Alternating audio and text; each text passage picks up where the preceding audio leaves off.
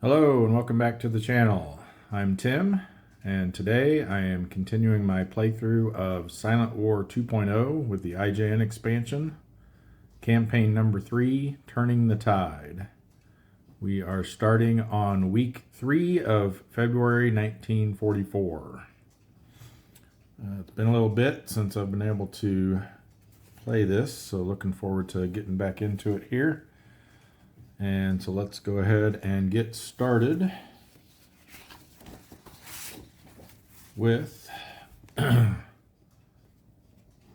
war event phase. So 0 to 3 on the black die, and we will have a war event. And we do. It is number 7. Let's see what that is. For War Period 3.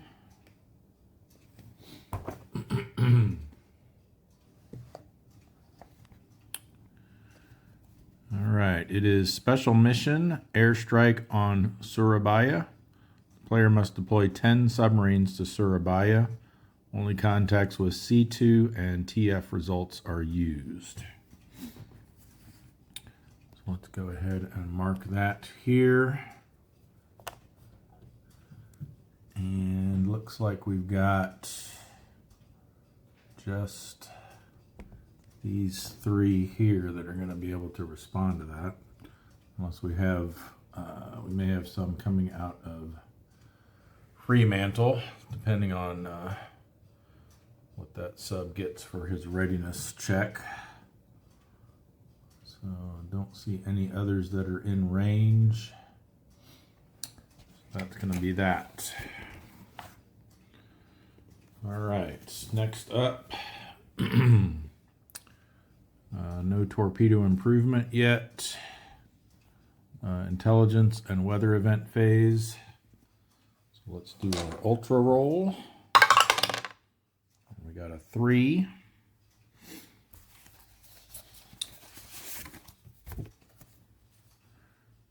Three for War Period 3 is the Java Sea and the Solomons.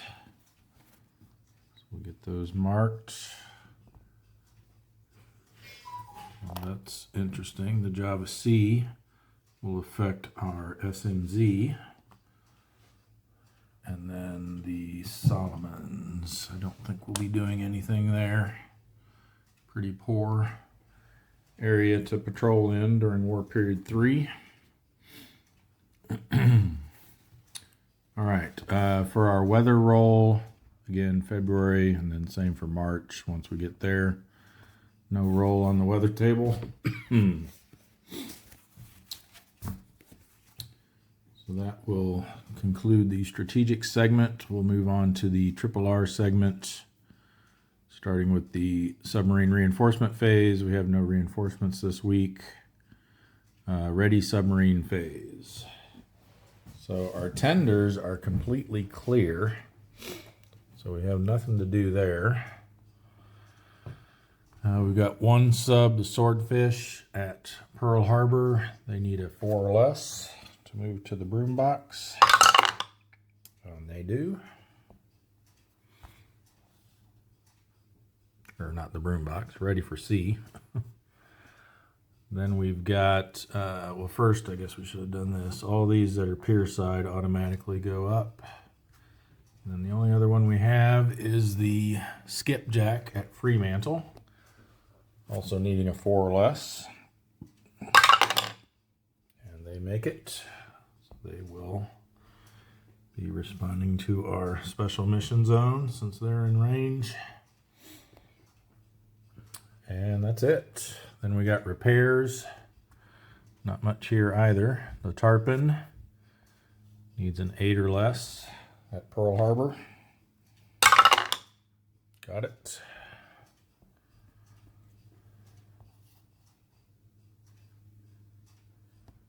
And the Cisco needs a 7 or less at Fremantle. Got it.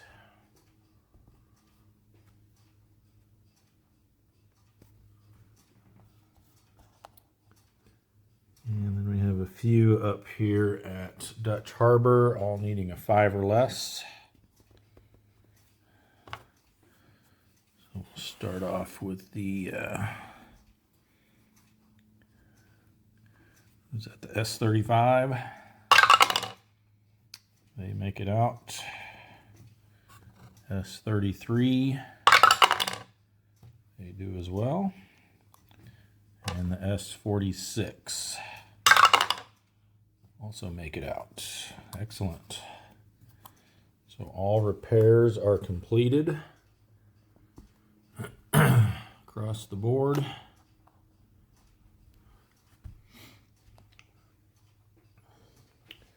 And that will take us to the prep for operations phase. We'll just move everybody up here.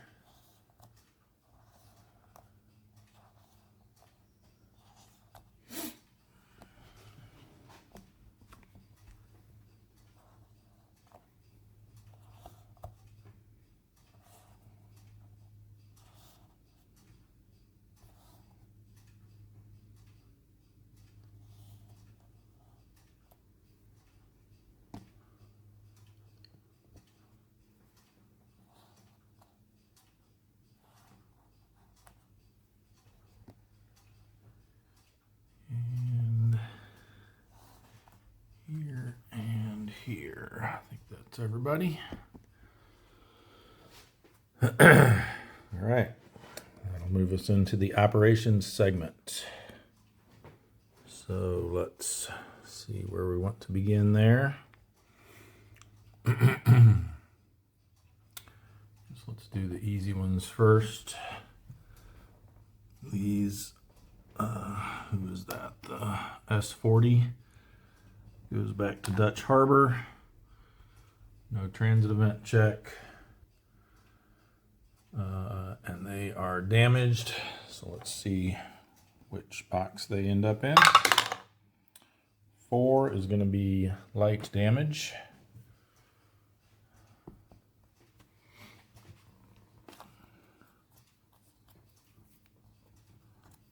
Repair box 1.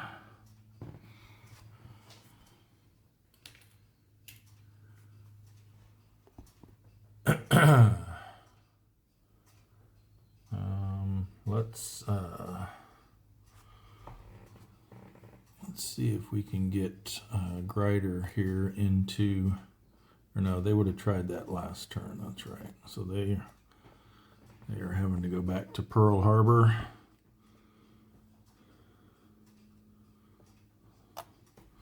We'll roll for their damage. 6. So they're going to be medium or moderate. Repair box 2.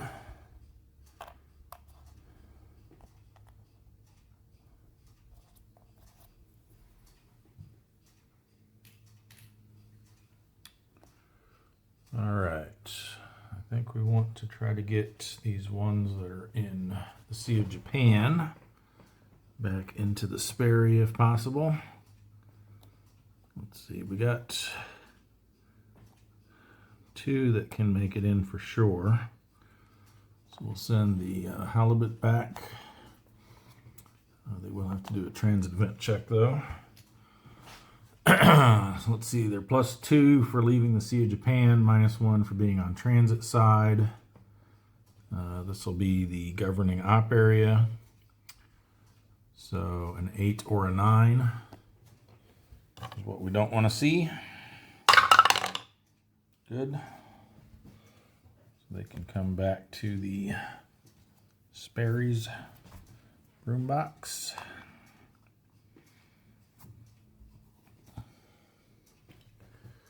And we're going to have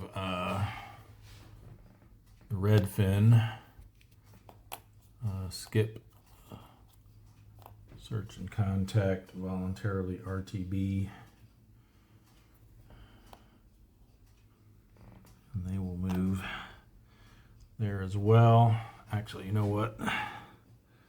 We had 1, 2, 3, 4, 5. There was 5 subs there, so actually The halibut would have had another +1 for their transit event check, but they rolled a 3, so they were fine. So now we're down to only 4, so it's just the +2 and then -1 for transit. So 8 or 9 for them as well. Nothing, and then we roll for their damage. Anything but superficial, and they will have to move on. Ooh, yeah, they're definitely moving on.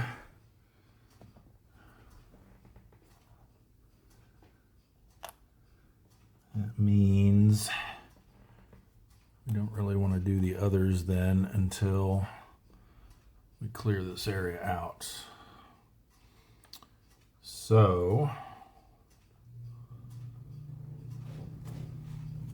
think we maybe should have sent some of these in there, or this one in there first maybe. But we could just send them back to the Fulton, I guess.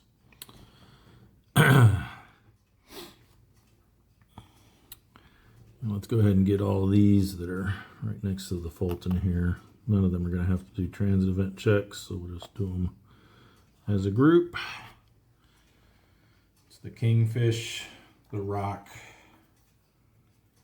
and the Capelin. All going to the Fulton.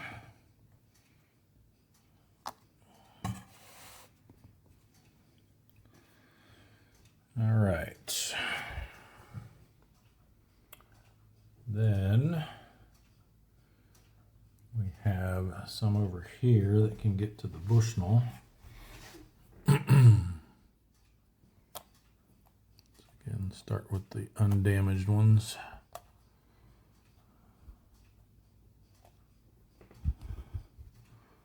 All 3 of these can get there. And none of them will need to do transit checks, so we'll just send them all in. That's the Rasher and the Sea Dragon, as well as the Sailfish. So those 3 will go to the Bushnell.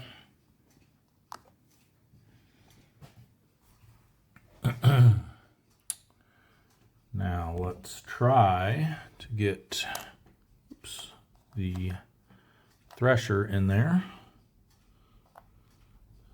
We'll have to roll for their damage. Nope, just missed it. Needed a 2 or less. Okay. Then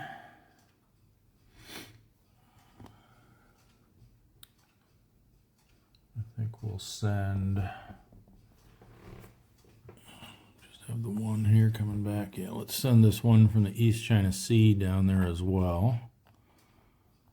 That's the Haddock. They will need to roll for their damage. No transit event check needed. Ooh, definitely no.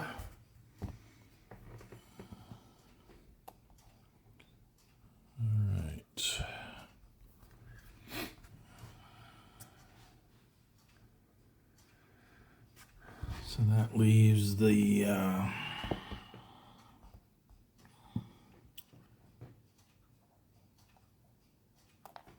couple up here, the Archer Fish and the Tang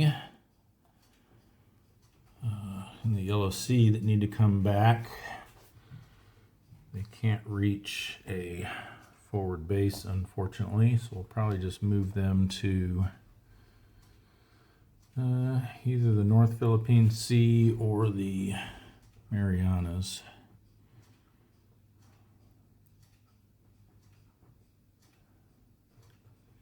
I think maybe the North Philippine Sea. So let's hold off on them though until we decide where we're sending all these others on patrol. So I think that's all we'll bring back for the time being. Let's go ahead and knock out our special mission zone. So again, these 3, because they're in an adjacent op area to the op area that the SMZ is pointed to, will respond. So they'll do a patrol move down to here. There's no red box here, so there's no transit event checks going to be needed for either their patrol move in or their special move into the SMZ, so we don't need to worry about that. So we will do a search and contact roll for them, and because the Java C is an ultra area, they'll get a +1 to that roll, and because they're in an SMZ, any whatever density they roll, whether it be light or sparse, low, or moderate, will get bumped up 1 level. But remember, they have to get at least a C2 result in order to actually find something. So they're going to need a 4 or higher on the first die roll to actually get a contact. And then they'll need to get a 5 or higher on the second roll for it to be a C2 or above. So we're looking for 4 or higher on, excuse me, on the black die and 5 or higher on the white die.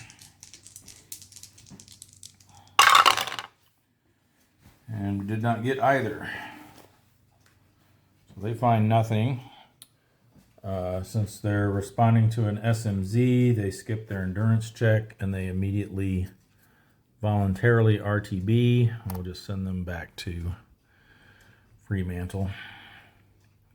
I guess they could go to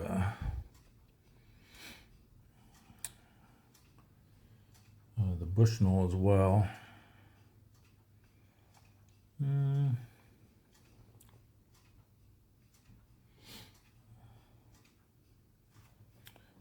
know what? With these 3, I'm okay with just sending them to Fremantle. So he will go into the broom box there.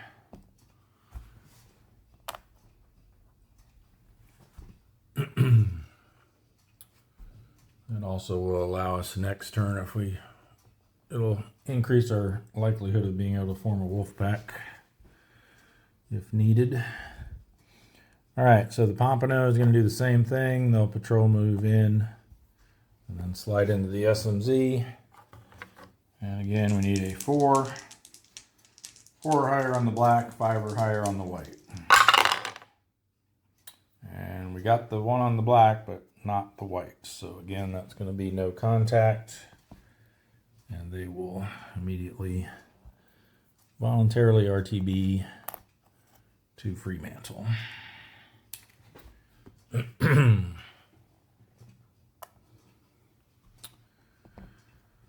Then the snapper, same thing.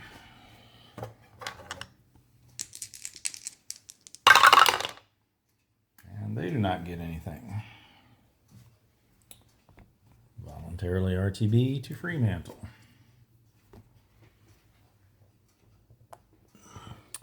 And then we have, and this was a special amended rule for 2.1 that allows submarines that are in an adjacent base to respond to SMZs.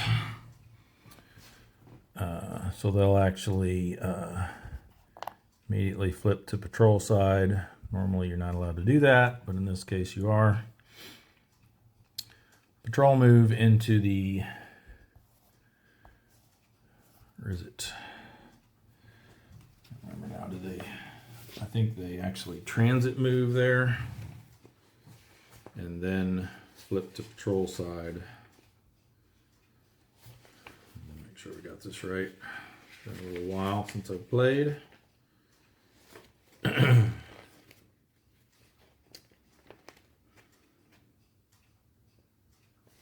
think it's in the section on war events, not in the section on SMZs. Here it is. So non-RTB, about halfway down the paragraph there, non-RTB submarines that are transit side up in or adjacent to an op area with the SMZ must be moved into the SMZ during the operations segment. The subs first move into the op area using transit movement if necessary, then flip to patrol side before moving into the SMZ. If the player still does not have enough, blah, blah, blah, blah, blah. Yeah, so they patrol move out from, transit move out from Fremantle into the Java C, and then flip to their patrol side and move into the SMZ. Transit move into the op area, flip, and then move into the SMZ. Again, because there's no red boxes in the Java C there, we don't need to worry about transit event checks. So let's see if the skipjack can find anything. And they do. So our 7 becomes an 8, which would normally be low density, but since this is an SMZ, that gets upgraded to moderate density. And the 5 is just enough to be a large convoy. So we're going to have a moderate density large convoy. And then again, because this is an ultra area, we add 1 to each of the numbered columns. So 3, 4, 2, 2. All right, so here's what the skipjack has come across. And I think we're going to go into column B. And we will go standard attack posture. Have a look over here first. 3,000 ton merchant, nice. Let's do this one second. Auxiliary. Third. And just to be on the safe side, let's go over here for the 4th. Oh, okay, let's unflip that. We do need to pull one for it first. Get back into that habit. I played for so long where I didn't replace these until after everything was revealed. You're supposed to replace them immediately.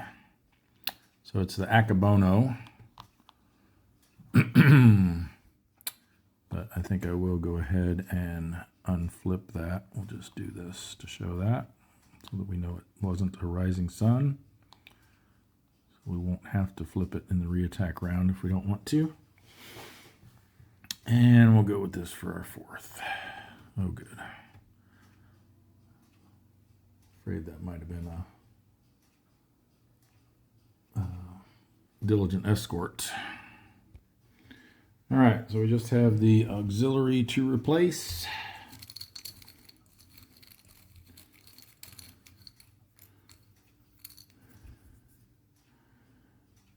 The HSK-9 Michael, but that can only be encountered as a loner.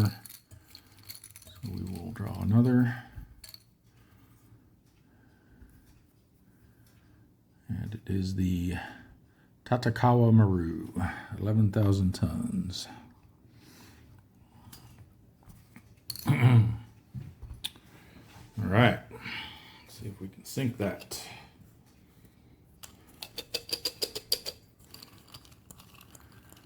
Get our 4 TDC markers.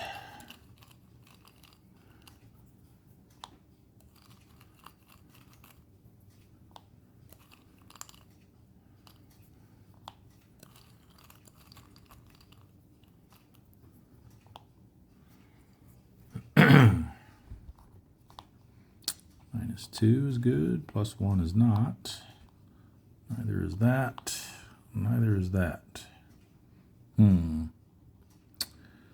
Not quite what I was hoping for. All right, let's see what our choices are here. If we go after the easy one, we are a 6, thanks to our +1 torpedo value.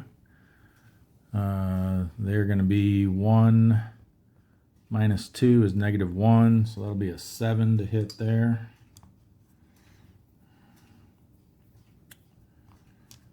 If we try the Oiler, we're a 6, he's a 4. That's only a 2 for the 2-hit value. And this one's also a 4. So either one of those would only be a 2. And the one over there would be a 3, so it'd be slightly better. So we can hit this one on a 3, either of these on a 2, or that one on a 7. I think we just go for the 7. Those TDC values don't really make doing a split shot very tenable. So 7 or less for the little 1,000 ton merchant. And we got it.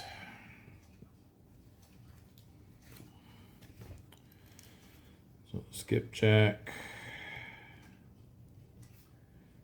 It's a 1,000 ton merchant.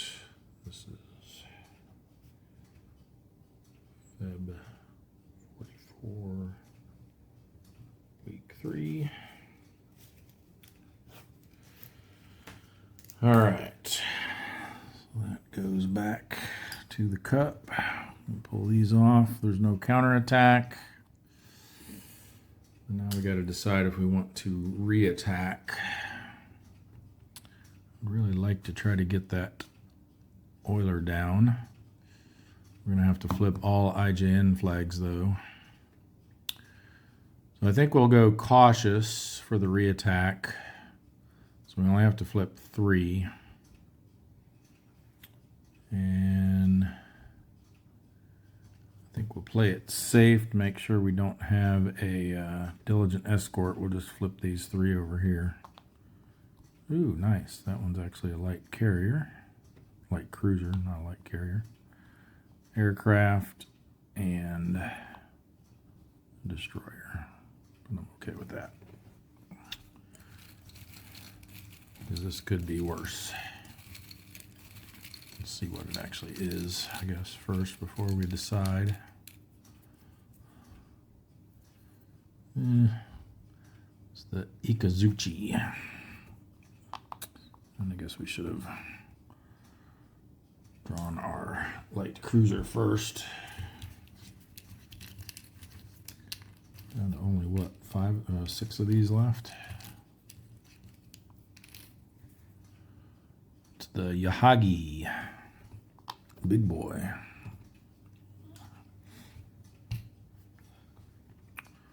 All right, not too terrible. Would have rather had that destroyer be a 1/2, but see what we can do here.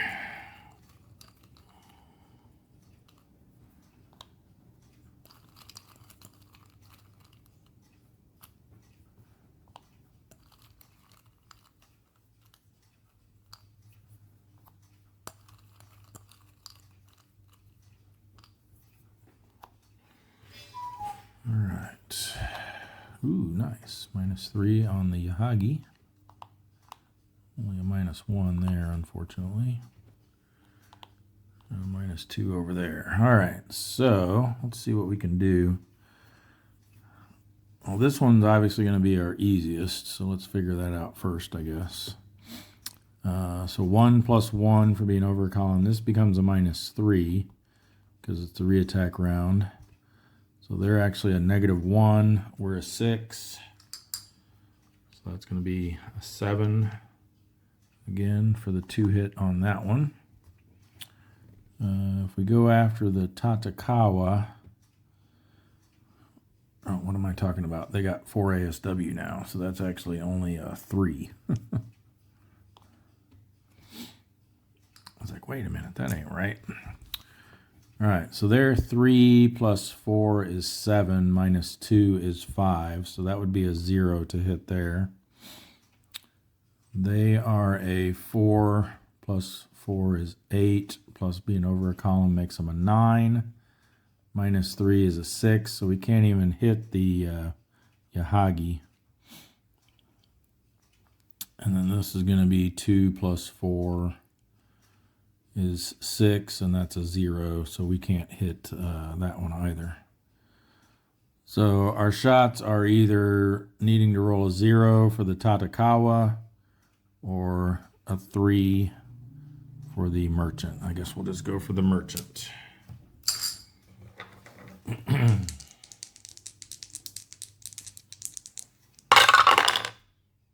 And we didn't get it. So now the counterattack. Excuse me. They are a 4. There's no red boxes in the Java C. And then 3 for the war period, so 7. We are in, oh, you know what? I forgot.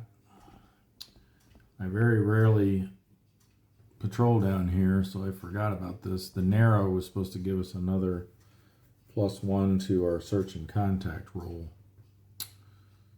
I wonder if there was anyone that missed it by 1. I think there was. I think somebody rolled a 3.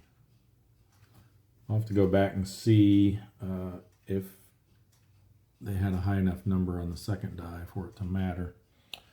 But anyway, for this, it's 4 plus 3 is 7. We're in shallow water, so only 1 for our defense. So they're going to be on the 5 to 6 row. But their +1 modifier for the reattack round is canceled out by the -1 for us being cautious. So it's just going to be a straight roll on the 5 to 6 row. Ooh, that could be bad. 7 on the 5 to 6 row is damaged. And then again, because we're in an SMZ, we skip the endurance check, voluntarily RTB, and we will also send them right back to Fremantle. We need to roll for their damage. And they got a 3, which is light. So they will come into repair box 1. And like I said, I'm going to pause here and go back and review the footage and see if any of those other ones should have actually made contact with that additional +1. Okay, so the snapper did roll a 3 for the first die roll, which with the +1 for narrow and +1 for ultra was enough to be a sparse contact. However, they only rolled a 4 on the second roll, which is a C1, so they still did not find anything. So nothing changed there, but just wanted to clarify there that should have been a +2 to search and contact because of the combination of the narrow and the ultra area. All right, so that is everything that's able to reach our SMZ. So I think next, why don't we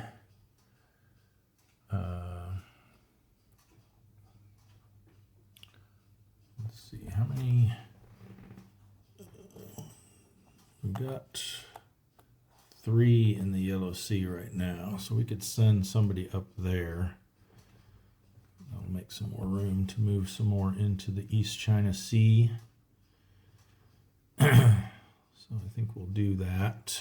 So let's send the whale over there. So they'll need to do a transit check, and they get a +1 to that, so 8 or 9. We'll trigger a second roll. Nope. And then search and contact. No modifiers on this one. 8 and 7. It's going to be a moderate large convoy again, but without the bonuses this time. So 2, 3, 1, 1. All right. I guess we'll go column B. And let's do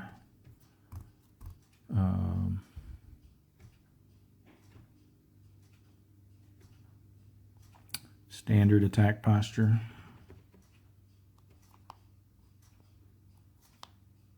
Ooh. want to see that. I was actually debating about just starting over here in D and kind of minimizing what we had to flip, but I did not. Now I wish I would have. Ooh, it's the Tanakazi. So they become a 6. I'm sorry, I should have replaced that auxiliary already too.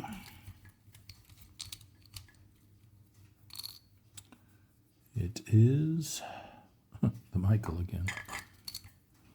It actually is the Tatakawa again.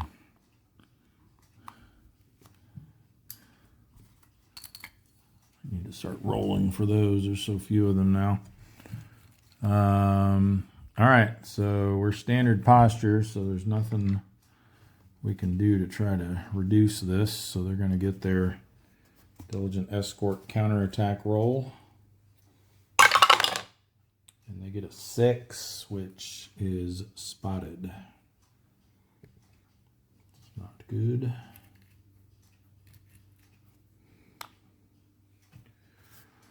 All right, and then we got to flip these two. Wow. Let's see what it is. Because if we unflip it, then we got to flip one of these two instead.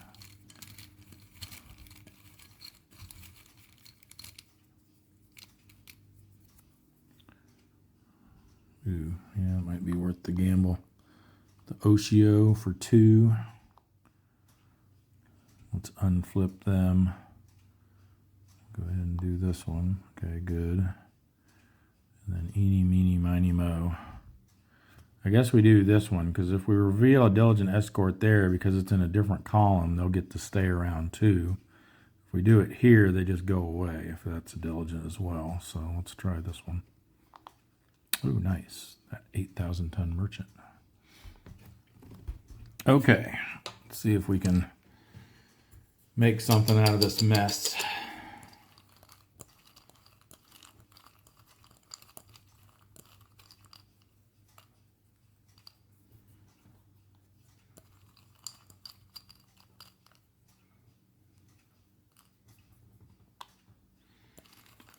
I think we target the Diligence just to be on the safe side so that we don't have to make a shot on that unrevealed if everything else is terrible.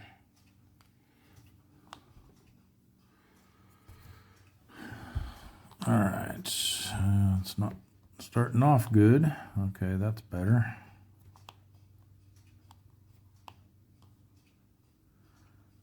All right, so do we have a shot on this 8,000 ton merchant? That is the question. This guy's 6, so that makes him a 9. Minus 2 is 7. We do have a shot. I kind of almost wish we didn't. Yeah, none of the other. We don't have a shot on either of the other two. And obviously not on the Tanakazi. All right. Well, at least we're an 8 because of our +1, so we can hit it on a 1 or less. Let's see if we can. Ooh, yeah, but then we roll a 0 for damage. Nice. Oh boy, this game sometimes. All right, and then they get to counterattack. They've got 6 plus 1 red box plus 3 for the war period makes 10.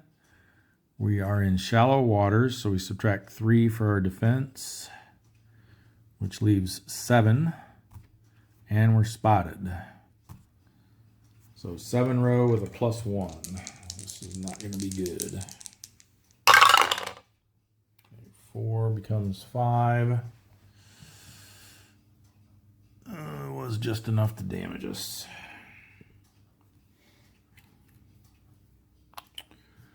All right, and then for our endurance check, remember I'm on the 1 row now here on the endurance table.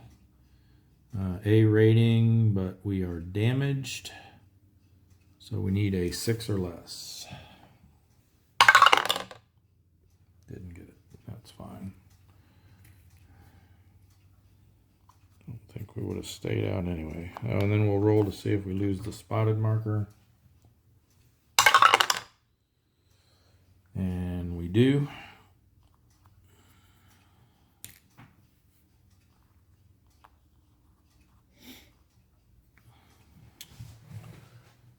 We will go back to here. And now I think we do we start pulling these back now?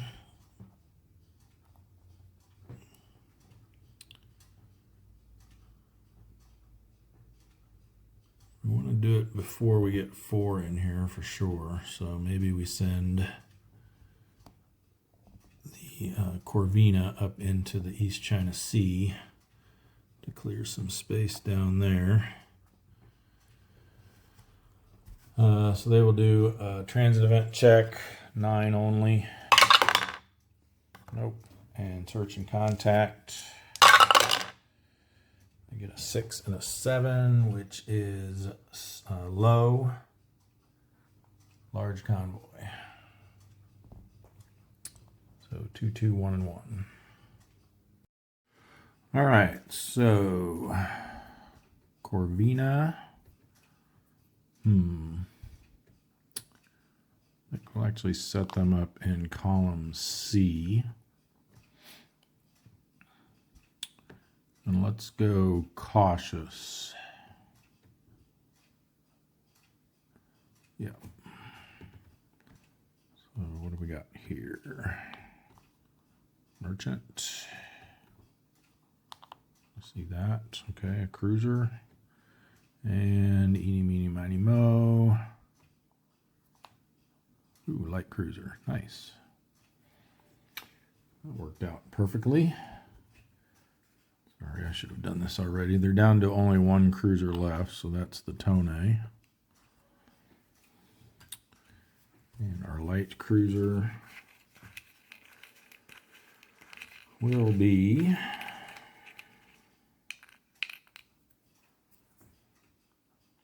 the Katori. Only 3,000 tons. All right. That sets us up in a good position for the reattack round. There will be a counterattack from the Tone since they're aircraft capable, but that won't affect our attacks.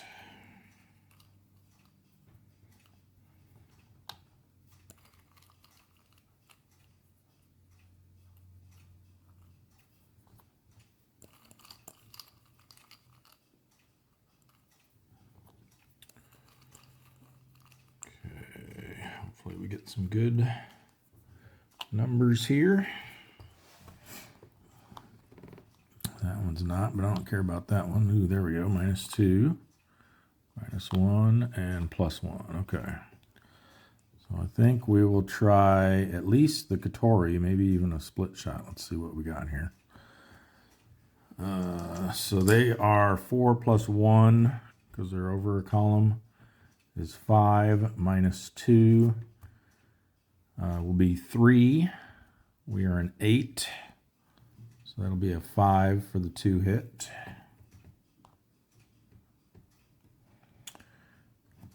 Excuse me. And then 2 - 1 is 1. From our 8 makes a 7 for the 2 hit there. Let's see what we can do. Ooh, yeah, because actually if we can get all 3 of these down, that'll be another super skipper. So let's see. If we send, we probably want to send more here. So if we send 4, 3, the 4 becomes 5, which is 3 less than we sent. So that becomes only a 2. Oh, wait a minute. We're cautious, though, aren't we? Yeah, split's probably not the call here, to be honest. Because then whichever one isn't our designated target is going to get a +1 to the TDC and a +1 to the 2-hit roll. So I think for now we just try to get this one down. Then in the reattack round we'll slide over. We'll switch to standard posture then. We can try to get both of these down in the reattack round. So we'll just go after the Katori for a 5.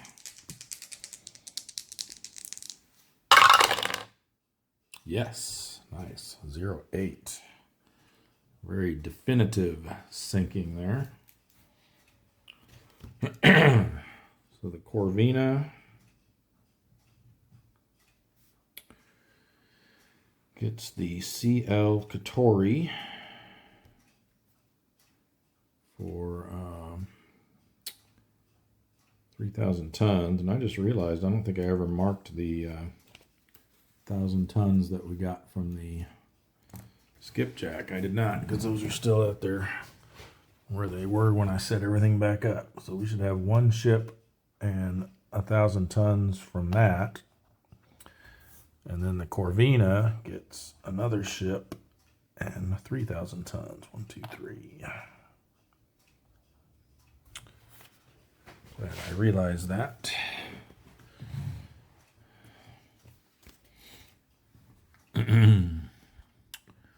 All right. So they go to the pile of shame, which I haven't set back up yet. They're still in the bag there from when I took it down.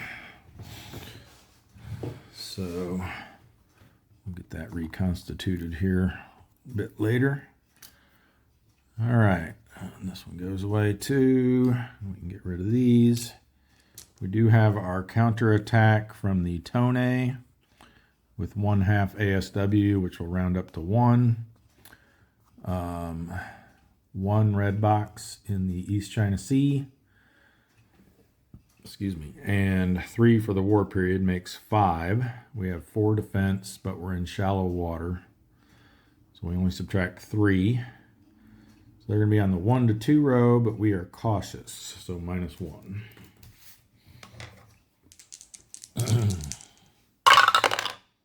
Ooh, an 8. Don't like that. 1 to 2 row. Okay, good. It's only spotted. That was almost tragic there. Wouldn't want to make me think twice if we got damage there, whether we really want to reattack or not. Okay, the way my luck's been going this game, I probably would have said no. All right, so let's go reattack. We'll slide over. We'll switch to standard posture because we want to try to get both of these down. And TDC markers.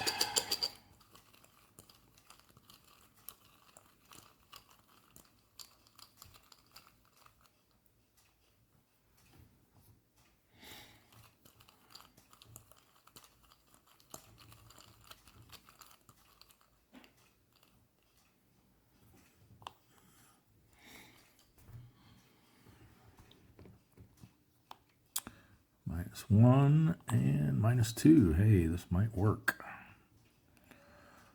So this becomes a -2. That becomes a -3 because it's the reattack round. So this is going to be 2 + 1 is 3. -2 is 1. We're in 8. So this is a 7 again.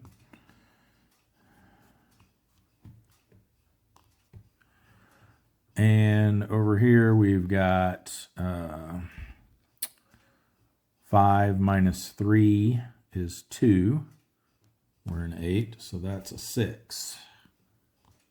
Yeah, we're in a great position here to do a split shot. So we're going to go 4-3. That should make them equal. So 4 becomes 5. Which is 3 less than we sent. So this becomes a 3. And then 3 becomes 4, which is 4 less than what we would have sent. So 7 becomes 3. So we've got a 50-50 chance, no, a 40% chance, sorry. Not 50-50. 40% chance on both of them. But I think that's worth going for. All right, let's try the Tone first. Yes. Oh, 2. I don't think that's enough to sink it, though. Oh, we should have gone the other way. Let's see. We do get a +1, though. So 13,000 tons. No, it's not going to be enough. Just barely enough to damage it. Well, that's a shame. Now watch, I'll probably roll a 0.9 on this one. So they're damaged. Does put them without any carriers, though, or cruisers, until they get one of them back from the repair track.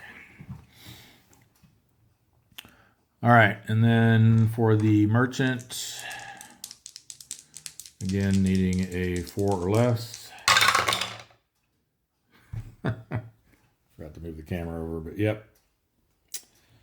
Did those in the wrong order. Oh, well. So they get a 1,000 ton merchant. And mark that up.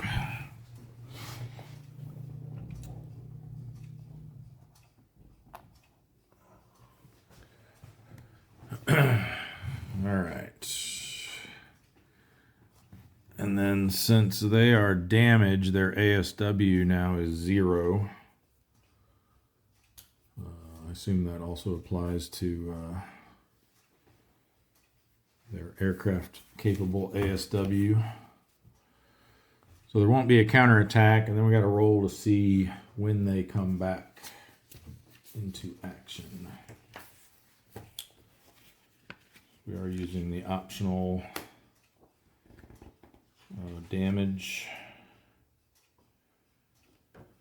optional damage table and repair capacity tracking. So that's a 13,000 ton ship, which means we'll be on the 5 to 14 row. And a 3 means they will be gone for 4 months.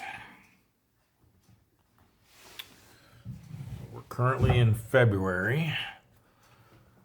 So 1, 2, 3, 4, they'll come back in July.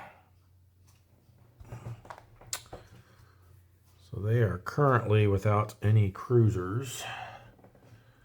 Heavy cruisers anyway. I don't know if there's any coming back next month. Let's see.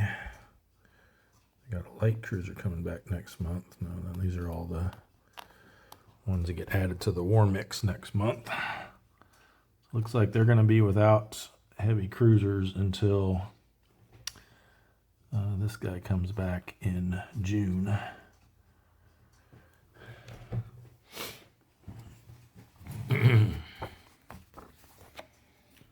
All right, then we need to do our endurance check.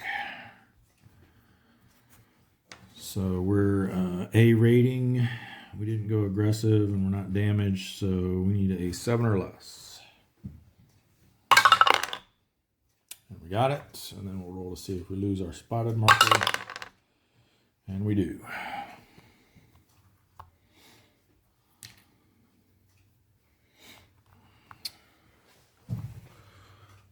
So, successful patrol, but not as good as I would have hoped for there in that situation.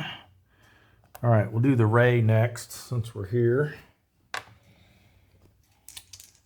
And so search and contact for 7 and 5 is going to be moderate, large convoy. 2, 3, 1, 1. All right, 1, no solution, too far. And I think we're going to do this over in column C again. And go cautious. So we'll see what this is. See what this is. Ooh, okay. We are cautious, so we have a chance to potentially unflip them. If we can nix their diligent status. It's the Hibiki. So they are a 4, which means we need to roll greater than a 4 to sort of emasculate them. And we did. They are, excuse me, no longer a diligent escort, and they have -1 to their ASW, and that's -1 after adding their +3 for drawing, because we drew this. That automatically gives them +3. So their ASW now is 3. But also, because they're not a diligent escort any longer, we are allowed to unflip them, which I'm going to do. That means we'll have to flip both of these. Ooh, nice. Oh, no. At least this one we can move away from. It's definitely the wrong choice of starting position. All right, it's the Oite. So they are a 3.5. We have to roll greater than a 3.5 to emasculate them, which we do not. In fact, we rolled a 0, which means they get a +1, I think, on their counterattack roll.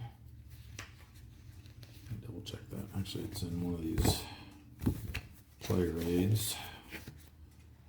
I'll have to look it up in the rule book. Yeah, for diligent escorts, cautious. If the die roll is 0, you get +1 DRM to the diligent escort's counterattack. So they will do their counterattack immediately. And now we need a 4 or less for it to be ineffective. Ooh, nice. All right. Now we'll get our TDCs. Unfortunately, we have to put one on that diligent that we unflipped, and which means we could potentially have to make a shot at it if everything else is a no-go.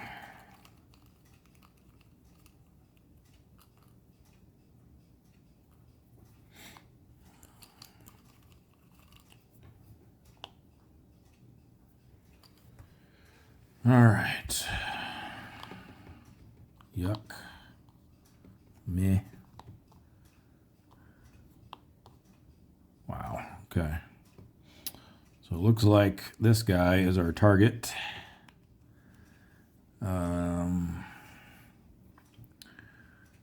They have, so this is 3.5 and he's a half. So they've got 4 ASW plus his 2 plus 1 for being over a column is 7.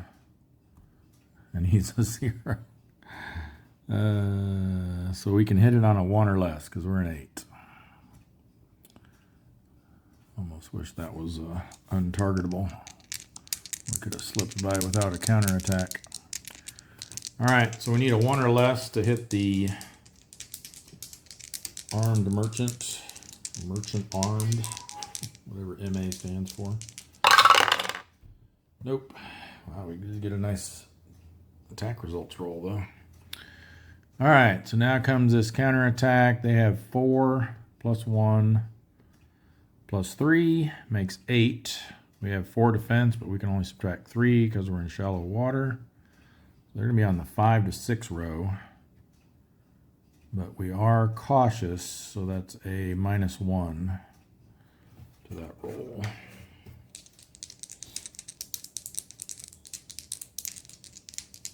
You might say, well, wait a minute, we were cautious. We should have had a -1 then to the Diligent Escort's counterattack. No, that's the -1 is for non-Diligent Escort counterattacks. And then they have that special rule for Diligent Escort counterattacks where you get to try to reduce their ASW. Okay, so they got a 4, -1 is a 3. What did I say we were on? The 5 to 6 row? Ooh, just missed us.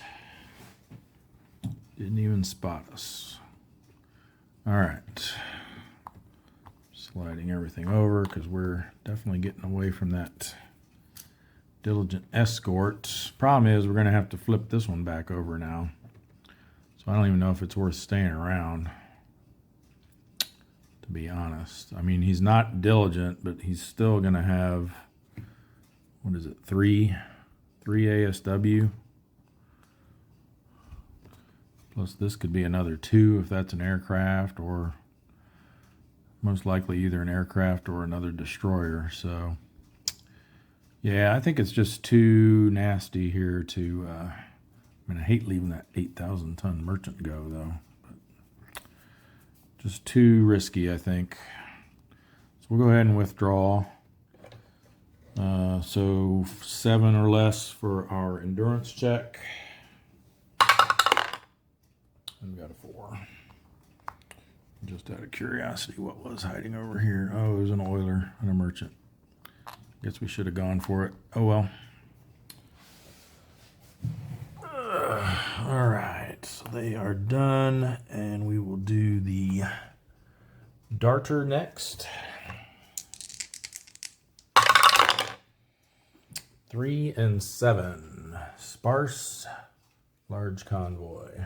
A lot of large convoy results. Sparse one is 1211. All right, well, this looks pretty juicy, potentially anyway. Always know how that can end up though. I think we'll start here, excuse me, and go standard.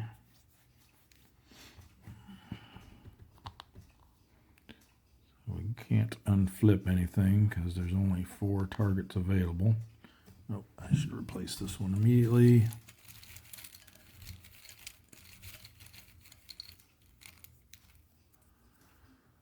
It is the Suzuki.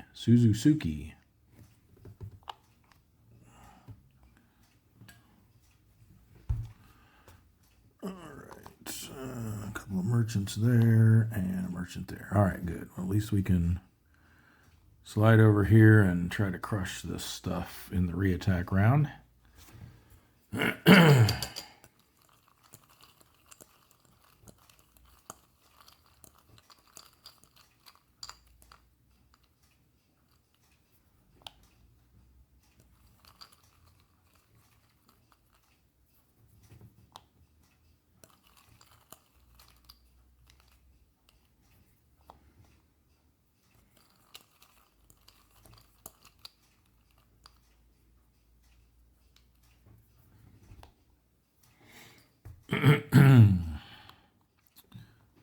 -1, -2, -3, wow, and +2. All right, we're ignoring you,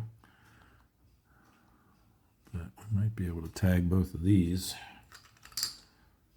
Well, they're going to have some ASW added in though, so we'll see. Maybe save that for the second round. So 2 minus 2 is, well, 2 plus 2 is 4, minus 2 is 2. We're 8, so that's going to be a 6. And then 1 plus 2 is 3, minus 3 is 0. So that will be an 8. I think we just go for the 8. And then try to blast these guys in the re-attack round. I mean, I guess we could. Let's see what would do if we split it. Those are still pretty high, so we'd probably want to go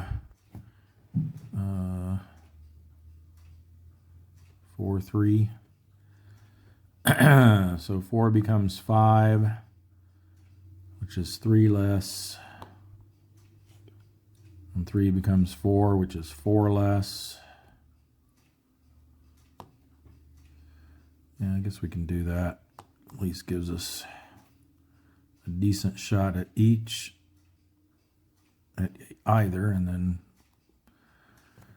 somewhat decent shot at both. All right, we'll do the top one first. So we need a 3 or less for it. Yes, and 2 becomes 3, which is enough to sink it. So the darter gets a 3,000-ton merchant. We'll hold off recording that until we roll this other one, which we need a 4 or less for. And didn't get it. We might have damaged it. 1 becomes 2. Yeah, so that one's damaged.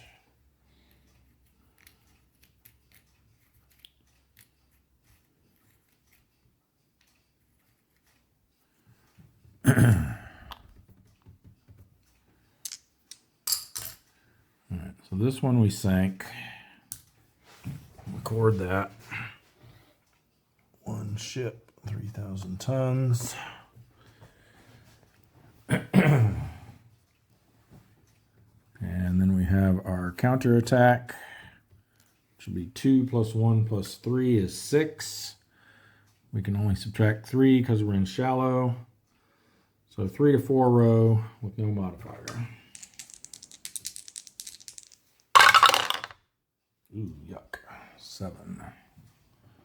7 on the 3 to 4 row is spotted.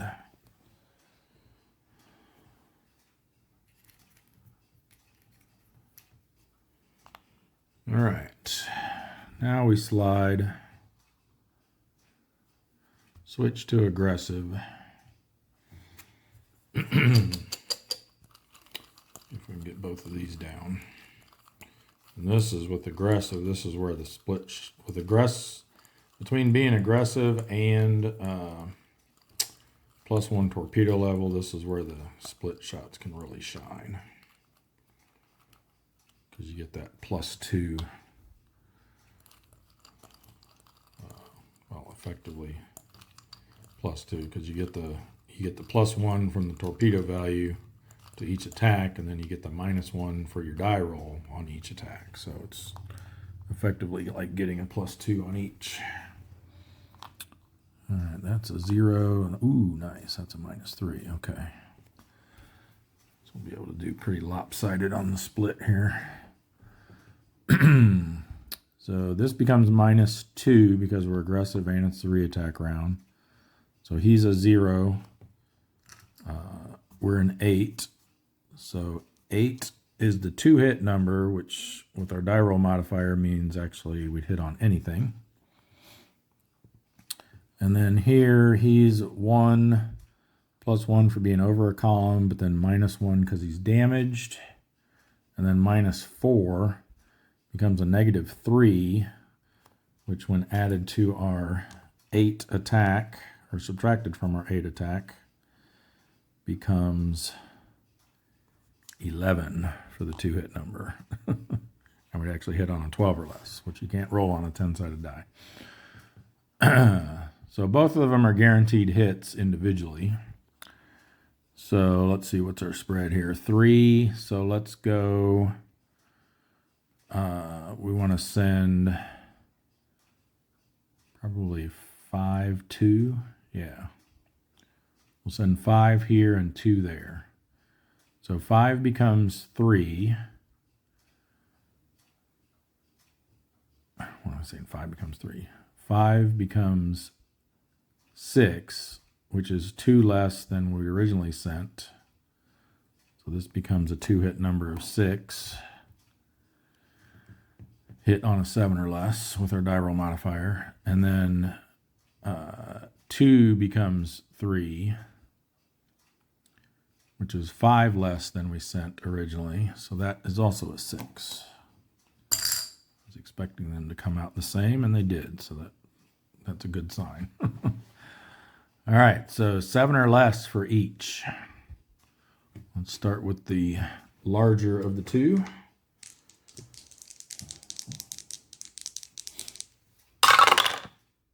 One 4 will do it. That's 3,000 tons.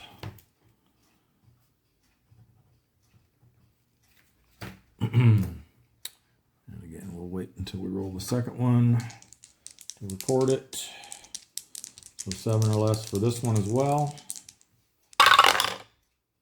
And we got it also. Very nice.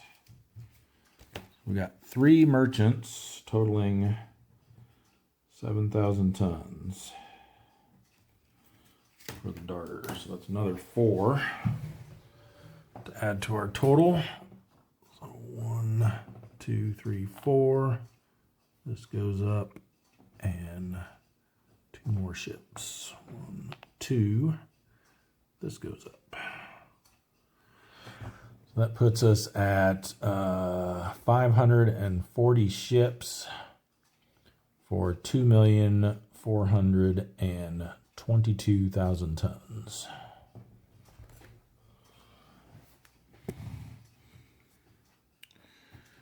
No counterattack.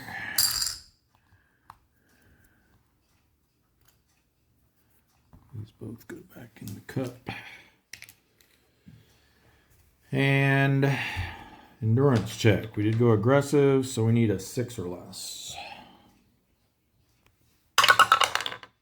Nope. Oh, and then roll to see if they lose their spotted marker. Nope. All right. RTB, that's what I'm looking for.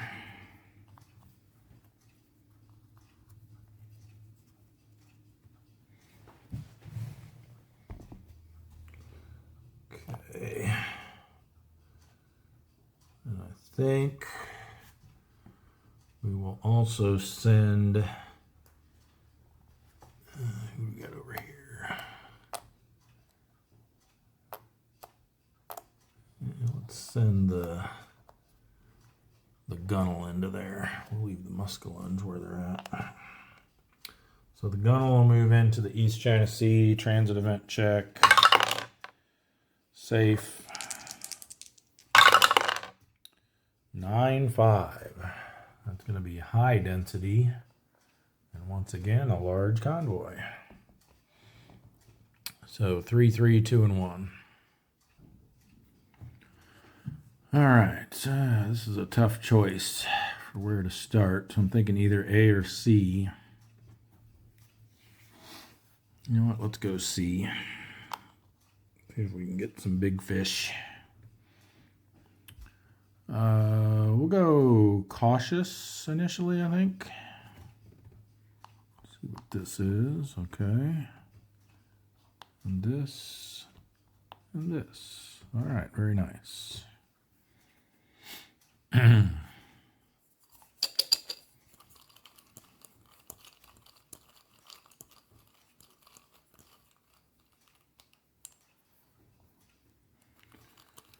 We'll do these 3, and then we'll send one over at that ship in column D.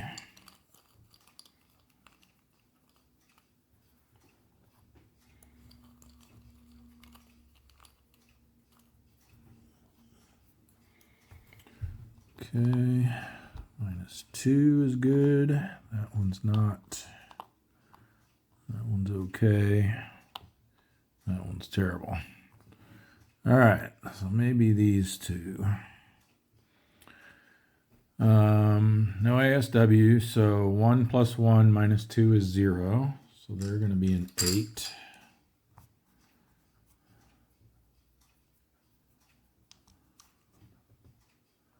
But again, we're cautious, so well, we might still try a split shot, even being cautious if these, because these are both going to be 8s, it looks like, yeah. So I think it might still work out.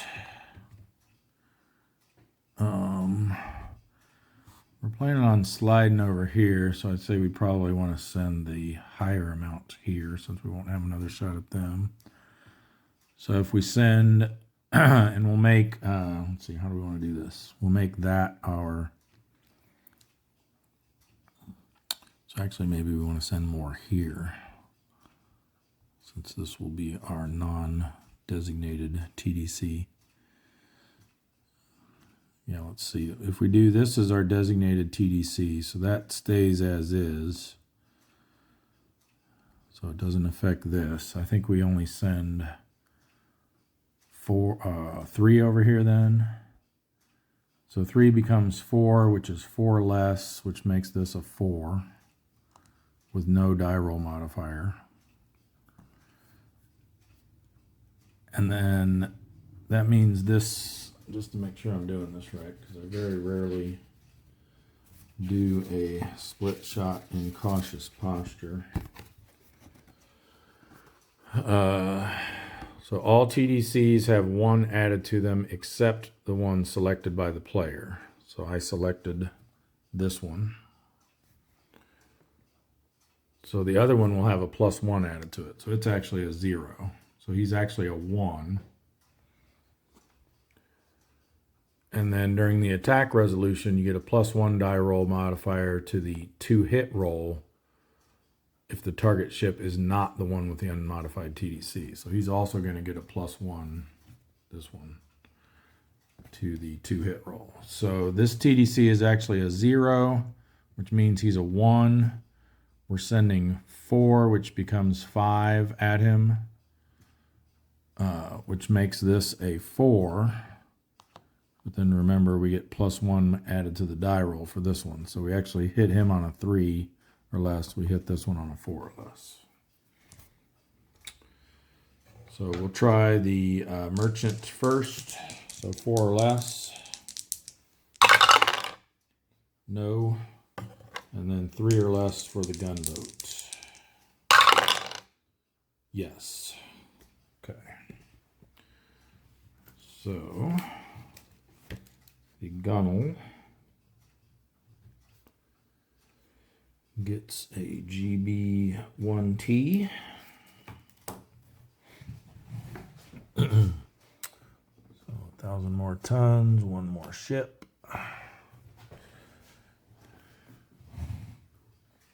He comes off. Column C. Get rid of these, get rid of these. And I think now we slide over to here. And then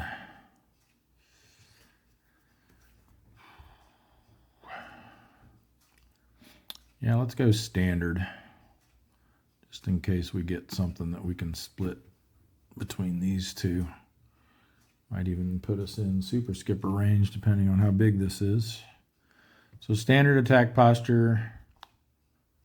Ooh, oh, but it's a cruiser and they don't have any. So let me see what happens in that case.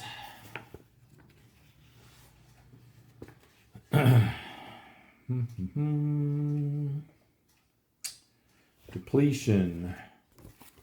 Should a pile of ship types be depleted? Ships of that type are considered not to be present. No IJN set replacement is drawn and the SW set counter is returned to the cup. Any expended TDC markers? Yeah, we don't reveal anything else in its place, even though we couldn't in this case anyway. So all we have is the 5,000 ton merchant.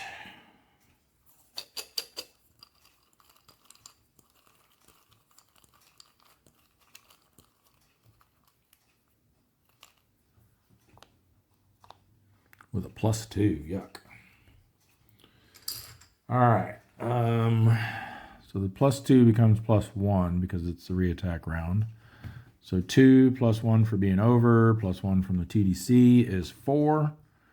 We are 8, so we need a 4 or less.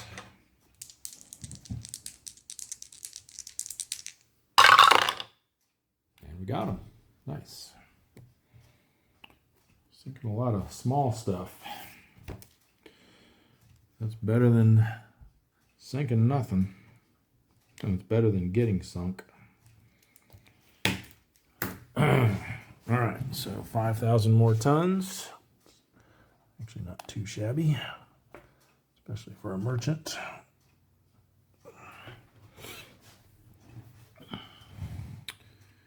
And didn't go aggressive, and we're not damaged, so 7 or less for our endurance check. And we passed. So the gunnel can stick around another week. Put them underneath here. All right, I think that'll do it for the East China Sea. I think next, I wonder if maybe we should have sent one of these over there instead, because it's getting kind of crowded over in here. That's all right. Let's go ahead and knock out the Empire Pacific next. Send one of these up into there to make room for some of these guys to move in. North Pacific isn't where you want to be. Actually, they'd be better off probably patrolling up in the Coral Islands. Yeah, they would. I think that's allowed, even though they're not designated to patrol there as part of the Aleutians campaign.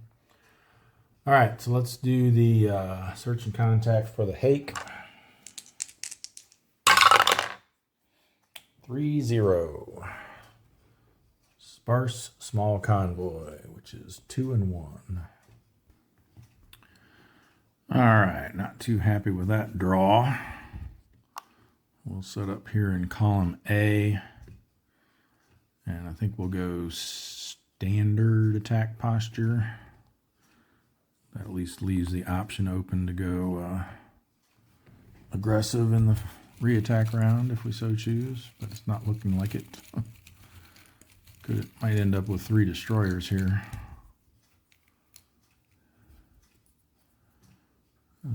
This is the Yamagumo.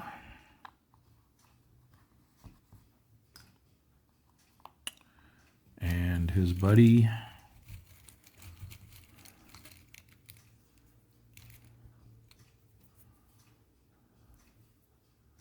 the Hokaze. And, oh, light cruiser, okay. Guess we got something decent to shoot at. There are down to only 5 of these left. I think I'll roll for it. Let's set them up here. All right, so we'll go.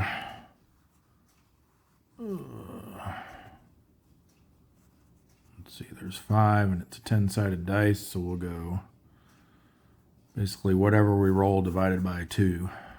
And we'll just go down the line. So 6 becomes 3, which means it's the Yahagi.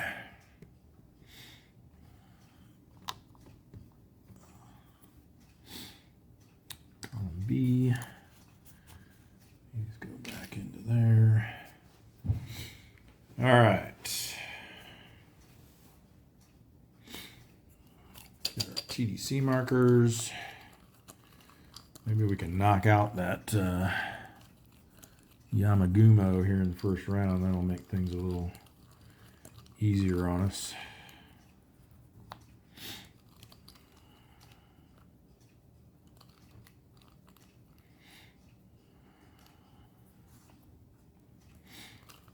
Must be a very important light cruiser to have 2 destroyers escorting it.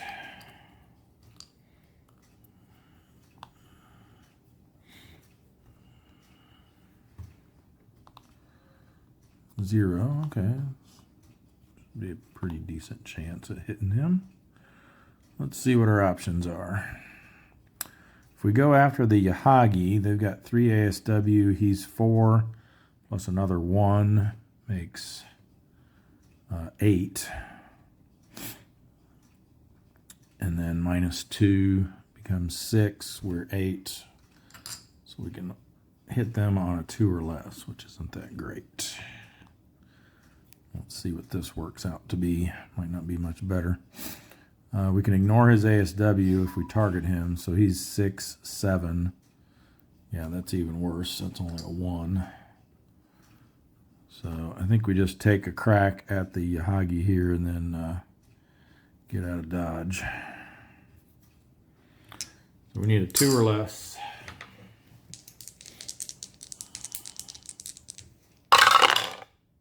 Hey, look at that. That's not going to be enough to sink him, though. 2 becomes 3. 9,000 tons. Yeah, just missed it. Damaged. Now we got to decide if we want to stick around and take another crack at them. But first, let's see what they do to us. They've got 3 plus 1 plus 3 is 7. We're not in shallow water, so 4 defense puts them down to the 3 to 4 row. With we went standard, right? So no modifier. Roll low. That's not low. 3 to 4. A 7 is spotted. You know what?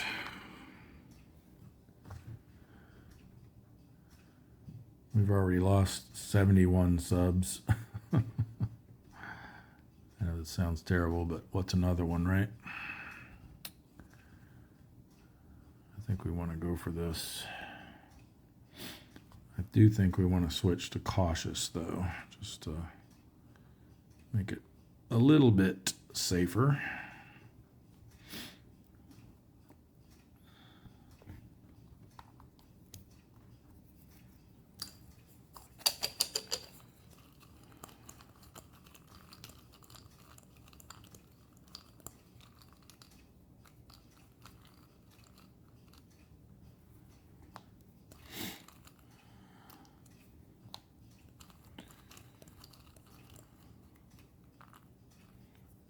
We'll probably get a +3 and not even have a shot at them.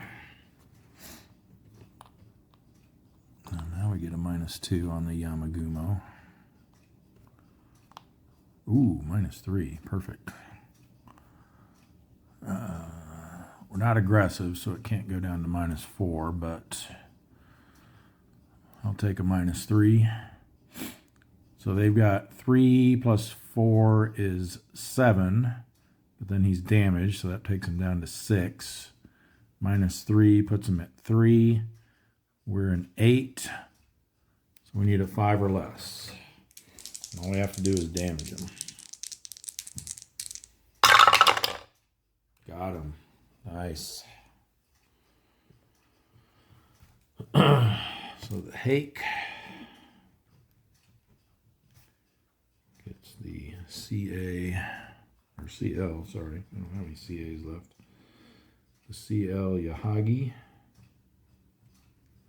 9,000 tons. Very nice.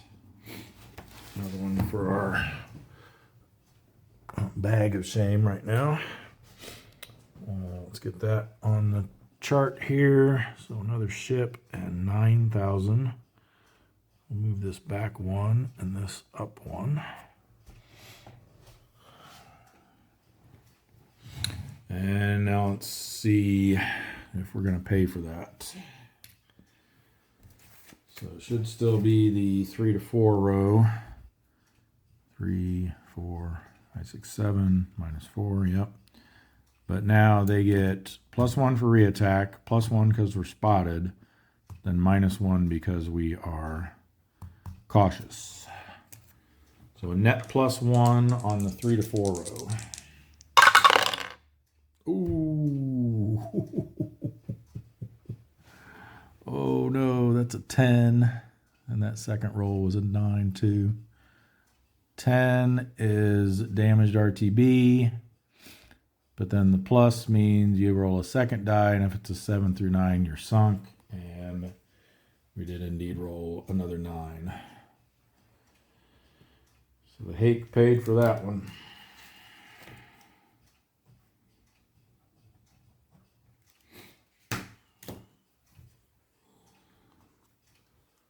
Goes into our sunk subs pile. And we're up to 72 subs lost. All right, next we have the flasher.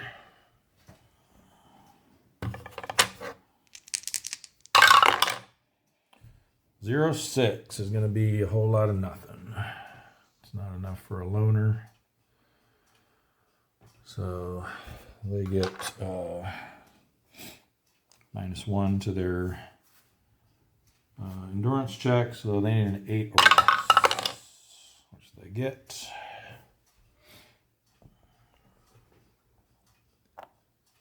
And then the steelhead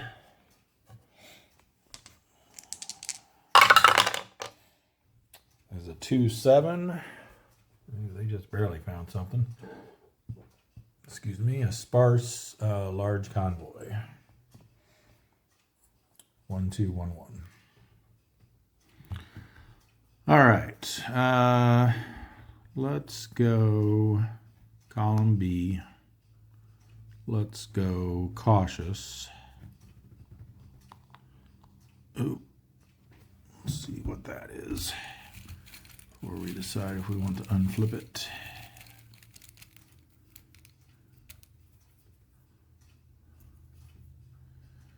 The Sagiri.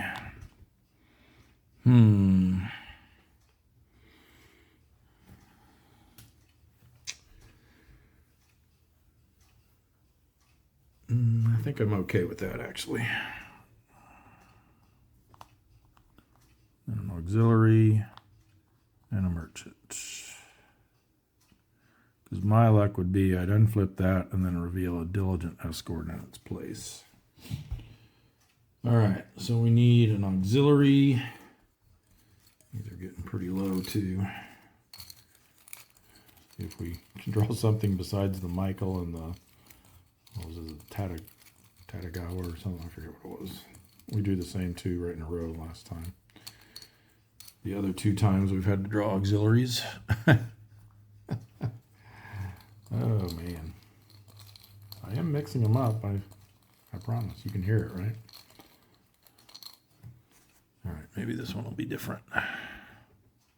It is. It's the Goshu Maru. All right. Again, the Michael can only be encountered as a loner. That's why we put that back. All right. TDC markers, including our mystery ship.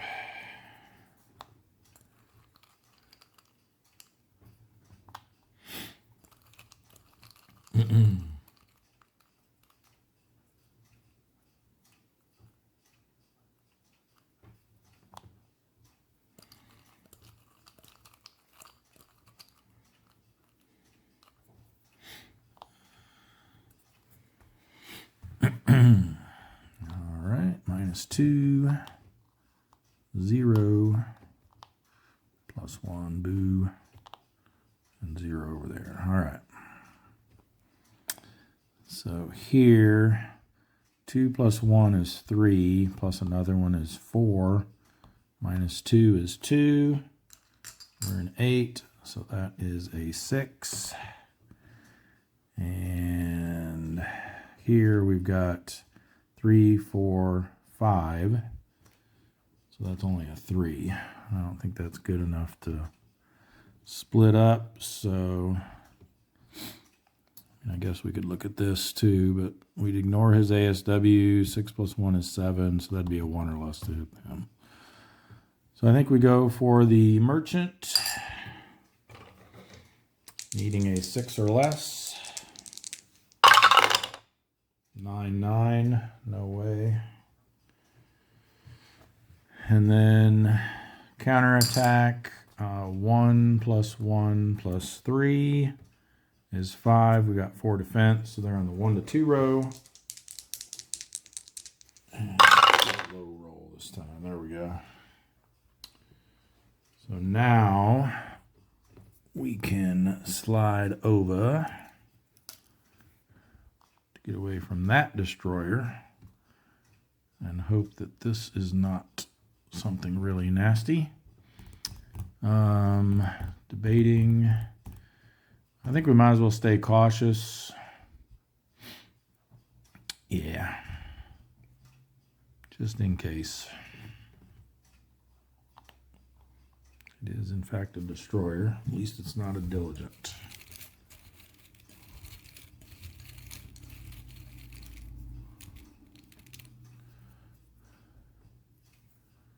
It's the Amagiri.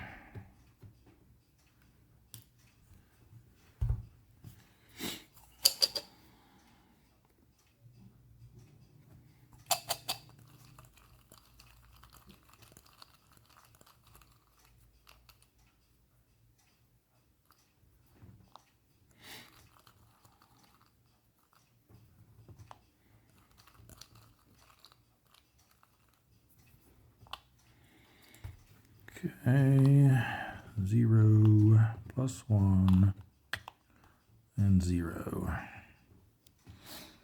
All right, so these all get -1 to them.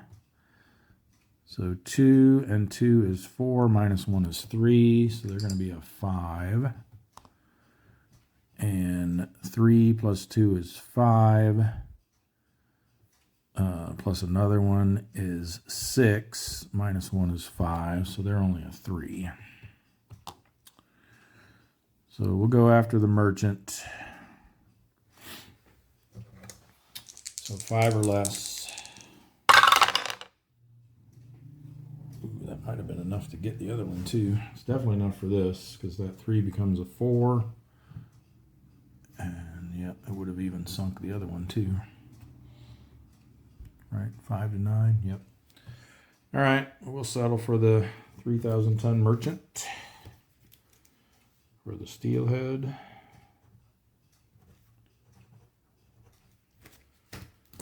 Back to the cup.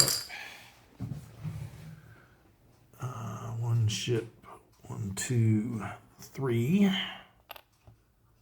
Moves this up another space. And counterattack. 2 now, +1, +3, makes 6. Minus our 4 defense. They're still on the 1 to 2 row.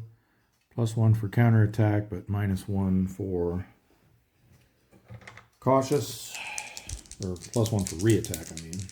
-1 for cautious. 2 is nothing. And for our endurance check, we need a 7 or less. And we just missed it. So they will RTB. And we got room for 2 more in here now. So I guess we'll move the... What we got in here? These are all Belau class. So let's move the Belau in there.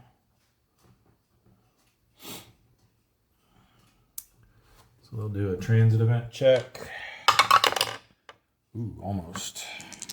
And then search and contact is a 3 and a 4, which is a sparse small convoy. 2 and 1.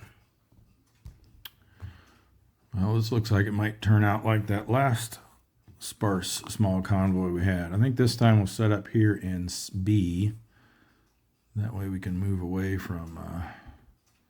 we could even set up in C, I guess. Just have the 1, but let's try this. Standard attack posture. Auxiliary. Ooh, nice. That turned out to be an auxiliary. And a light cruiser. Hey, look at that. That. Oh, I'm sorry again. I'm back to my old habit of flipping everything first. Should replace them as they flipped. So our first auxiliary, you gotta be kidding me. 4 times in a row now I've pulled that. The Santos Maru.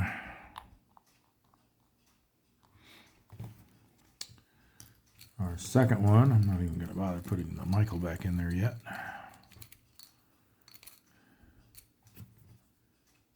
Is the Kayo Maru.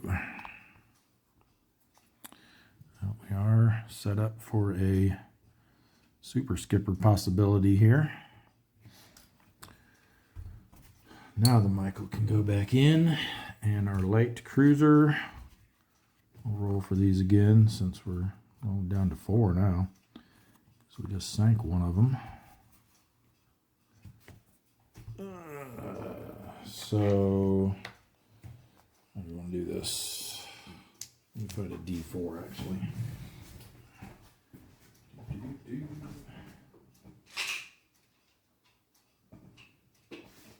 Handy here from when I was playing Gloomhaven Buttons and Bugs. So that is a 3. So it's going to be the Naka.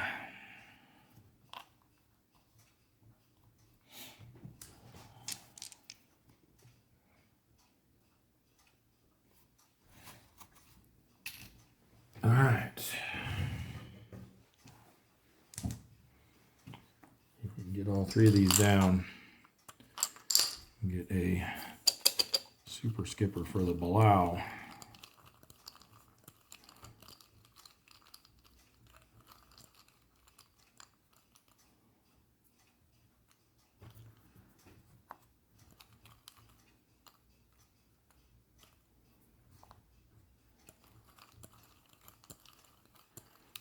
Again, it depends on what we get for TDCs, but I think the smart play is to take our best shot at getting one of them down in the first round. And that way, and we can go aggressive in the second round, which will make it a whole lot easier to get 2. -1, 0, and -2. All right. So using that logic, now let's see what we got first, and then we'll decide. So 3 minus 2 is 1, so they are a 7.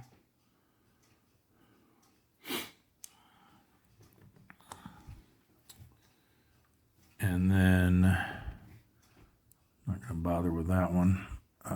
3 plus 1 is 4, minus 1 is back to 3, so they're a 5.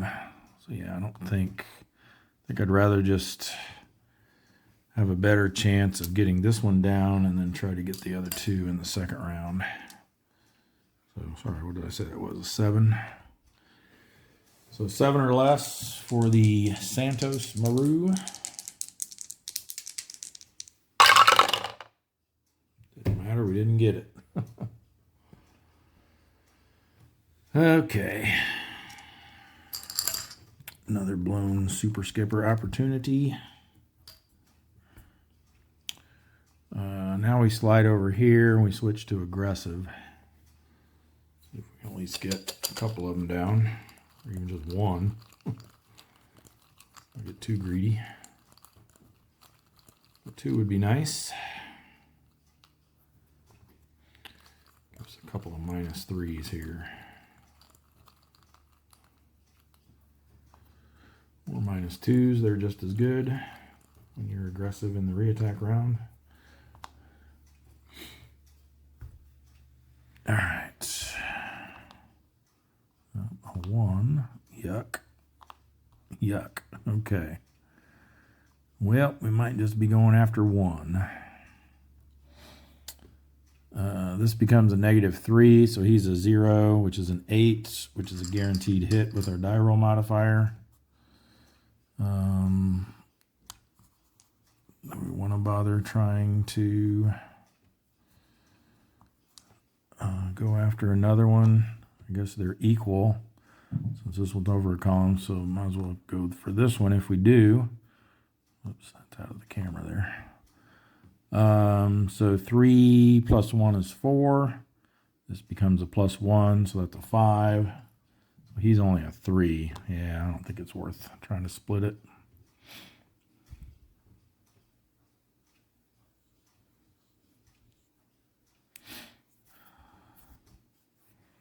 Let's see what it would be.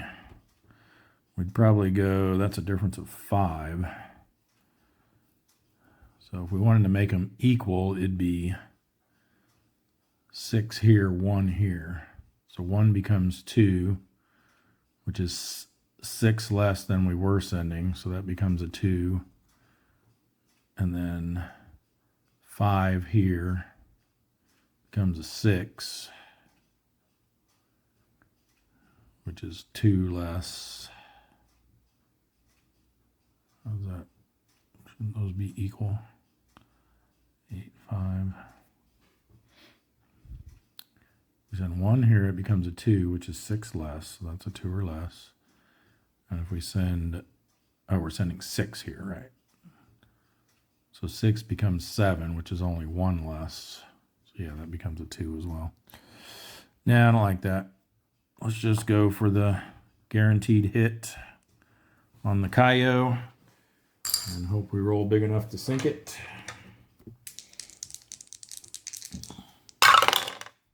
We do. 6 becomes 7. Plenty.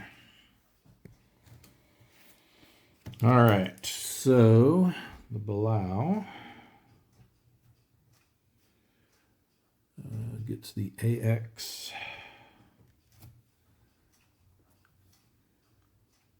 Kaio, K-E-I-Y-O, Maru, 7,000 tons. Another one for the bag of shame, and another 7,000 tons. Where's our ships? Here it is. 1 ship and 7,000 tons. All right. And then endurance check will be, we did go aggressive, so we need a 6 or less. Yes.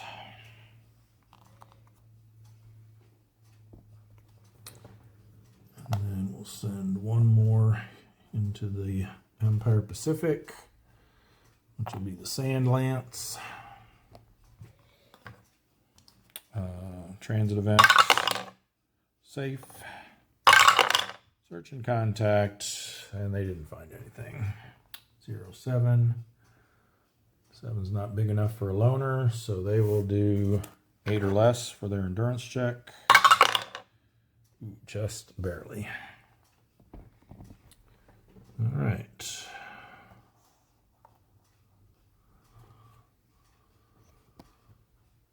So I think next I'll go over here to the Bonins. We'll let the Burrfish patrol there, and we'll go ahead and send probably, let's see, we don't want these guys in here though. Well, they can come over to the Marianas, I guess. Some of them can anyway. I guess maybe down to the Carolines is a possibility as well. Yeah. All right. So the Burrfish will do search and contact.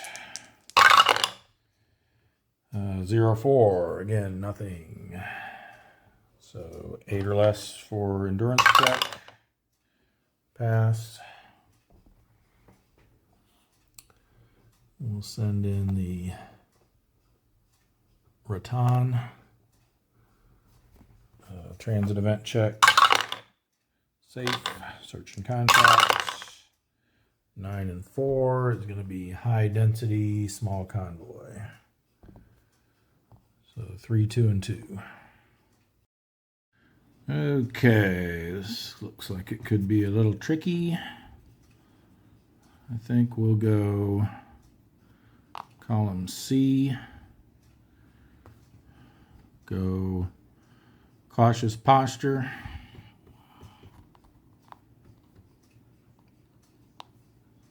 Ooh, carrier. Nice. Haven't seen one of those for a while. They're down to 2. Chitose and the Kaio. So even Chitose, odd Kaio. That's the Kaio.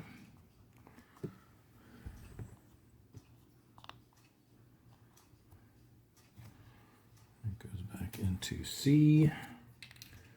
And we got one more to flip. Let's do this one. Nice. Ooh, that 8,000 ton merchant. I like it. I like it. All right. And again, we have a super skipper potential here.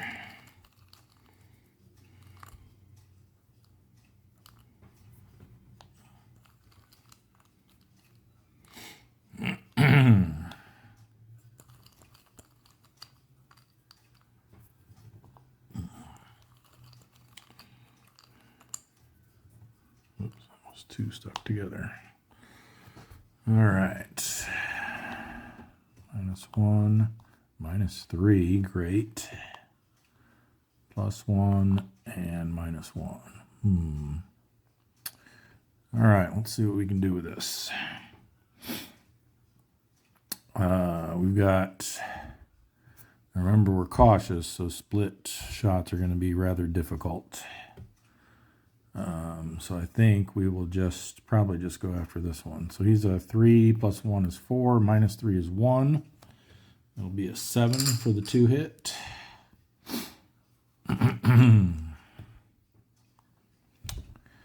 And here we've got 3 -1 is 2. So that'll be a 6 for the 2 hit. Remember, we're an 8 since we have +1 torpedo value. Yeah, I don't think we want to try to split here. We'll save that for the second round, because hopefully that one should be pretty easy to, even if we get a not so great TDC on it, it's only going to be a 1. It'll be a 2 since we'll be over in column D. But anyway, getting ahead of myself again. 7 or less for the 8,000 ton merchant.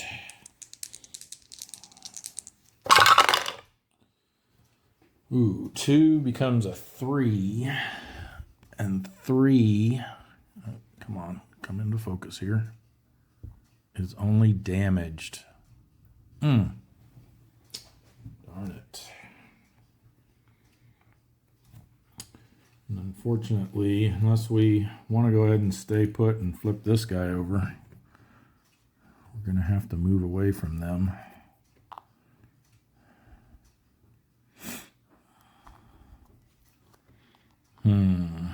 That's a tough one.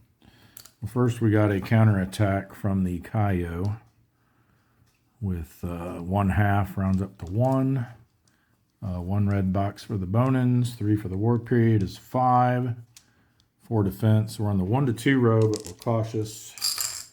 So -1. That's nothing. I mean, there's no chance of a super skipper at this point, because we can't, well, I mean, I guess there's a chance we could do a 3-way split. Man, just hate to let that damaged merchant go. 8,000 tons. Let's see.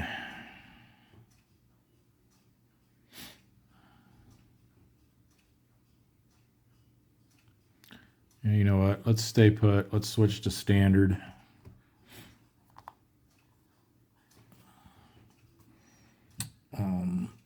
Yeah, we can't unflip it because there's nothing else to flip. Hopefully we had a little 1/2 jobby.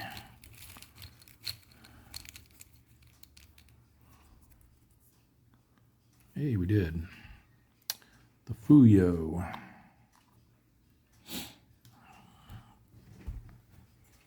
All right. Come on. If we could get that merchant and the carrier, that would be awesome. And again, it's theoretically possible, I guess, to get all 3. Have to get really lucky with low TDCs on all three of them. But again, we get to add the +1 to each of those attacks from our torpedo value, so that helps. Fortunately, we weren't able to go aggressive, but we'll try to make do. Oh, we get a -3 on that one. That's no good. Okay, there's a -2. That works. A -1. Oh, and a +3 on the carrier. Come on.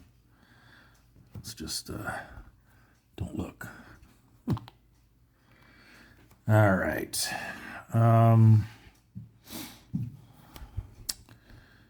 Well, this one's easy. 1 + 1 is 2, -2 is 0. So they're going to be an 8. So we can hit them on anything but a 9. And over here, we're looking at 3 + 1 + 1 is 5, but then -1 is back to 4. -3 for the TDC. They're a 1. That's a 7 to hit. Here we're looking at 3 + 1 is 4, +2 is 6. That's only a 2 to hit the carrier. So I think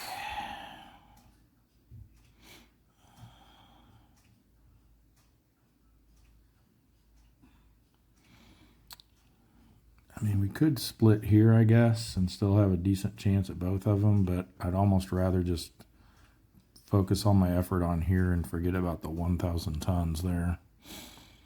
So yeah, let's do that. We need a 7 or less.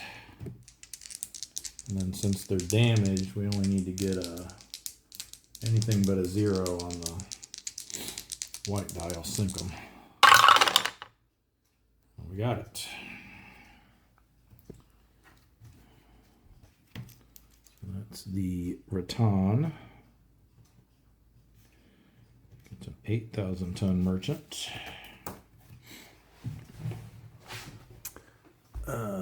So that's one more ship and 8,000 more tons. 1, 2, 3, 4, 5, 6, 7, 8. And then this goes up.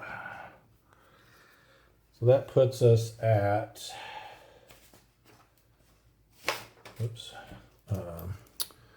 546 ships sunk, and a total of 2,455,000 tons. Is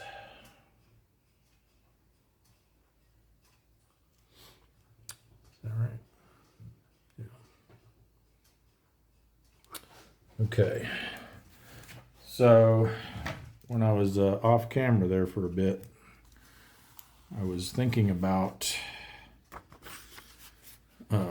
some of the goals that we have now at this point in the game.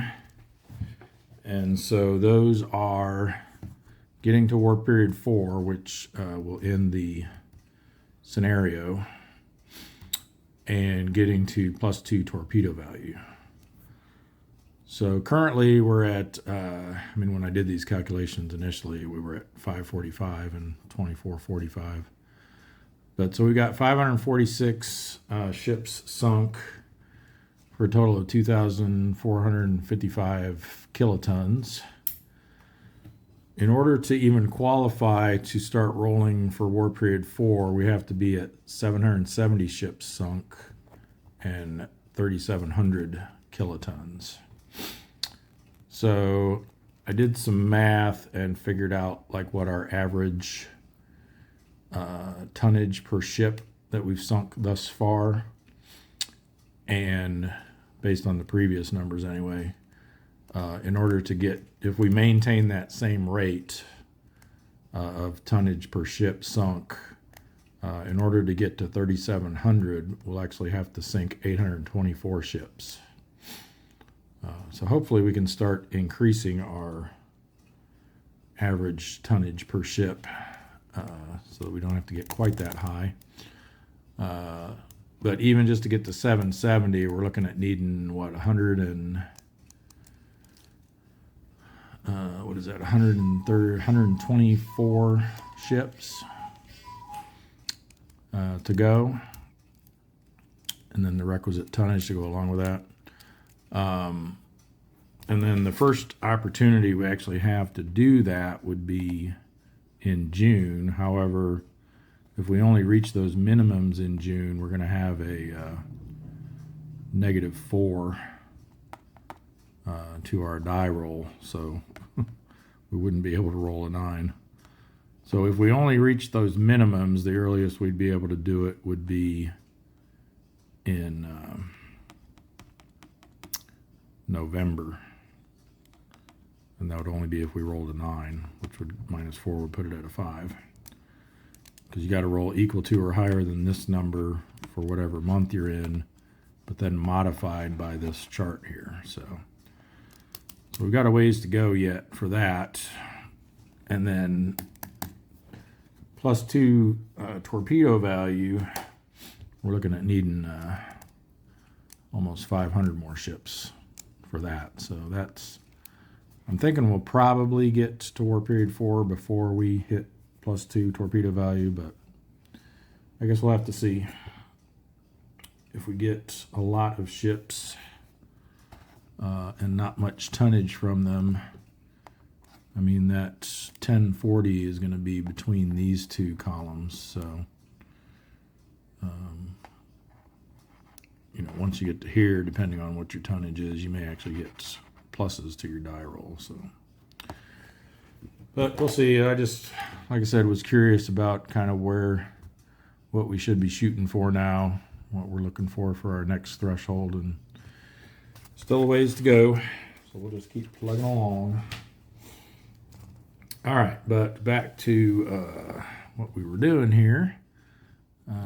We've still got a counterattack incoming from the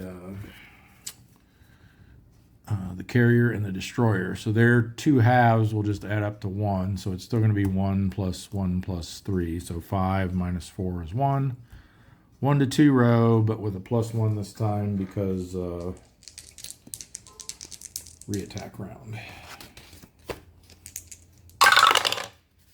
Ooh, that's not good. 10 on the 1 to 2 row is damaged.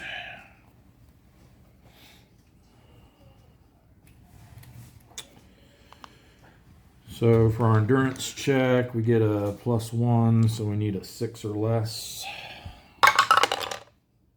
We did get it, but probably won't risk leaving them out.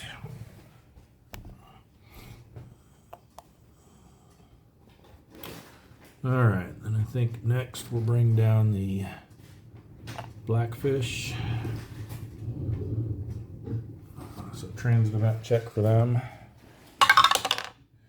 Safe and search and contact.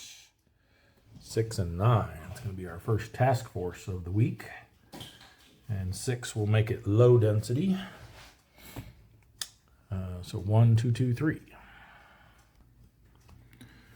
All right. Well, seeing as how this is our first task force, I think we should just go straight for the throat here.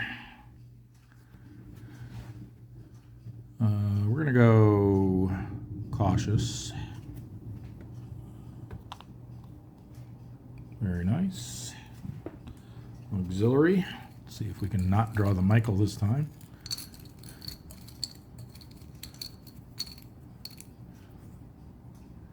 Hey, we did it. The Chogei.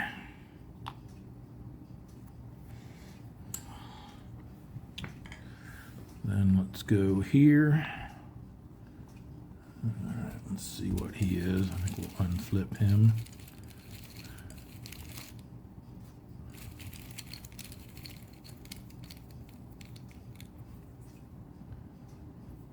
The Kamikaze.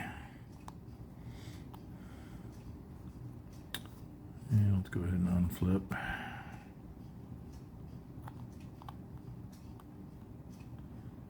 Let's do this one, I guess.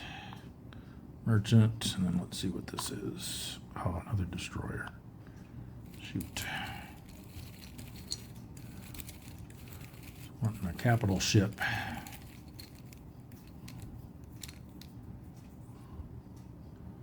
The Nanohi. I think we've seen that one very often. If at all. Strange, because that's been in there the whole time, too. All right. Yes, we have a thunderstorm going on right now. It's not currently raining. It was coming down in buckets a little while ago. Still got some thunder, though. All right. Looks like we're going to go everything but the one we unflipped.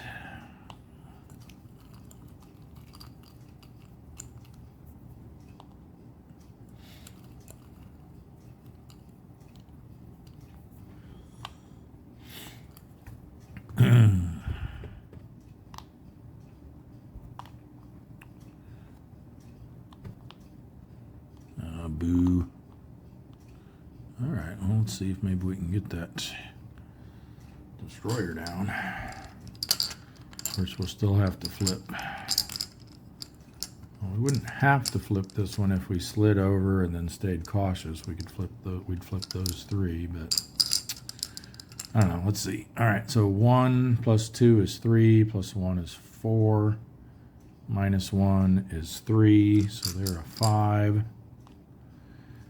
And the Chogei is 3 plus 2 plus 3 is 8, so he'd be a 0. I don't think we want to try that. Just for grins, if we went after the Nanohi, we ignore his ASW. 6 minus 2 is 4. He'd be a 4. So I think we just try to get that merchant down and then get out of Dodge. So 5 or less. Nope.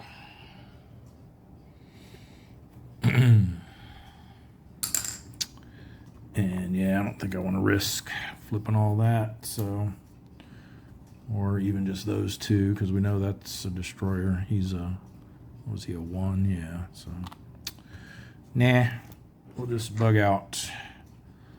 So 7 or less. Yes.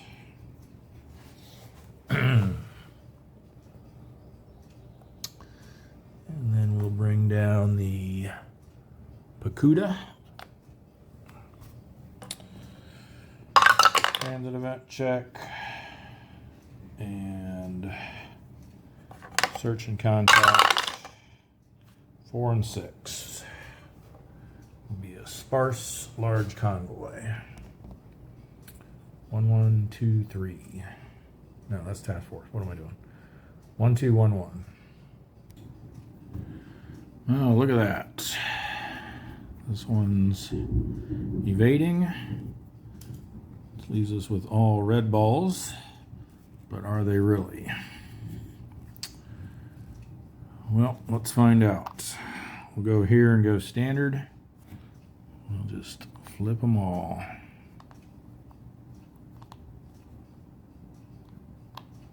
Ooh, combat event. First one this week. 9. Can't remember if that's a good one or a bad one. I think it's a good one. Yes, it is. Combat, combat. So we get an extra attack round. Unfortunately, all these are just 1,000 tonners, so certainly no super skipper. That would be a great one to get when you're trying to go after a super skipper. But not here. All right, so that goes back to A. So yeah, nothing gets replaced. We'll just try to wipe the board here. We'll get 3 shots at it. 2 attacks in the first round and 1 in the second round.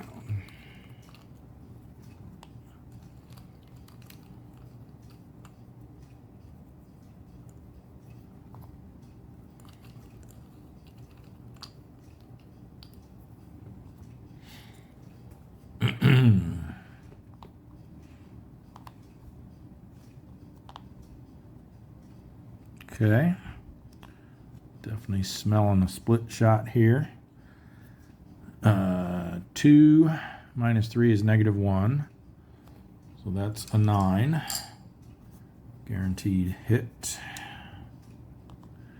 And 1 plus 1 is 2. Minus 2 is 0. So that one is an 8. So we want to differ by 1 and send the greater amount here. So 4 over here becomes 5, which is 3 less than we would have sent. So that becomes a 5. And we're sending 3 over here, which becomes 4, which is 4 less. And that becomes a 5. So each of them needs a 5 or less. We'll do the this one first, one in column C. Missed. And the one in column B sunk definitively. So the Pacuda, this isn't helping my average ton sunk per ship. Get the 1,000 ton merchant. We'll take what we can get.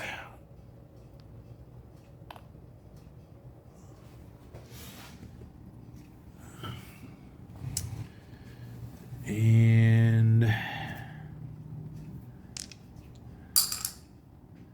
then we get to attack again in the first round. And normally we would have to reveal more ships prior to this, but obviously there's nothing left to reveal. So this is our second attack of the first round. So TDCs are still normal, and we're still in standard posture. Oh, I forgot this guy had a 1/2 ASW. So those were actually 1 less. But we rolled a 2, so we were good on that. But they get a counterattack. So 1/2 rounds up to 1. 1 red box, 3 for the war period. 5 defense, so they're on the 0 row with no modifier. And they got a 1, which is nothing. All right, now, I don't know, what am I doing? There's no counterattack. We did combat. But I should have counted their ASW and their 2 hit rolls. So I actually needed a 4 on each of those. Okay, we'll get this straight one of these days. So there was no counterattack. We're doing a second round of combat instead.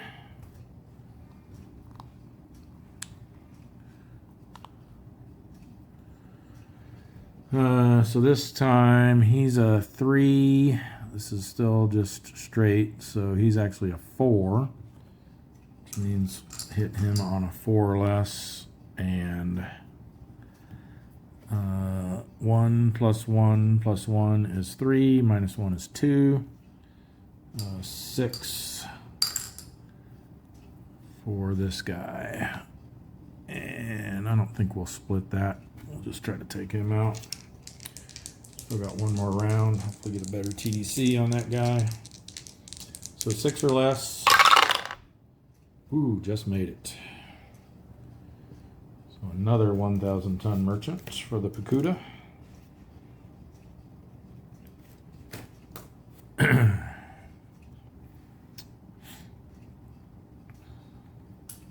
was from cup C.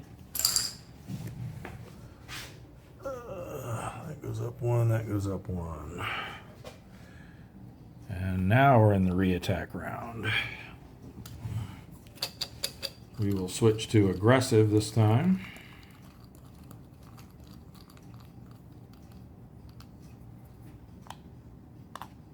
Oh, come on.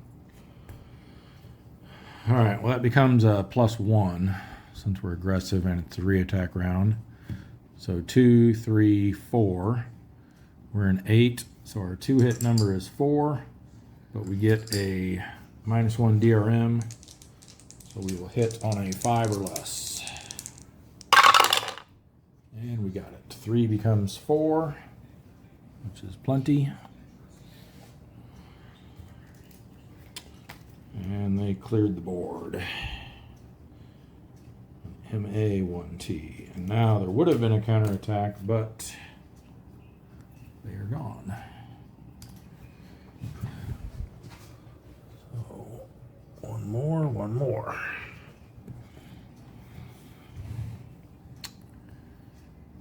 And that will conclude. Oh no, we got to do our endurance check. But then that will conclude our operations in the Bonans. So we did go aggressive, so we need a 6 or less. Got it.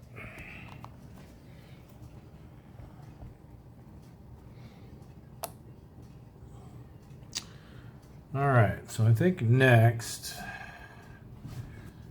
we will, how many we got here? 1, 2, 3, 4, yeah, that's 4 there. I think we'll turn our attention to the Marianas.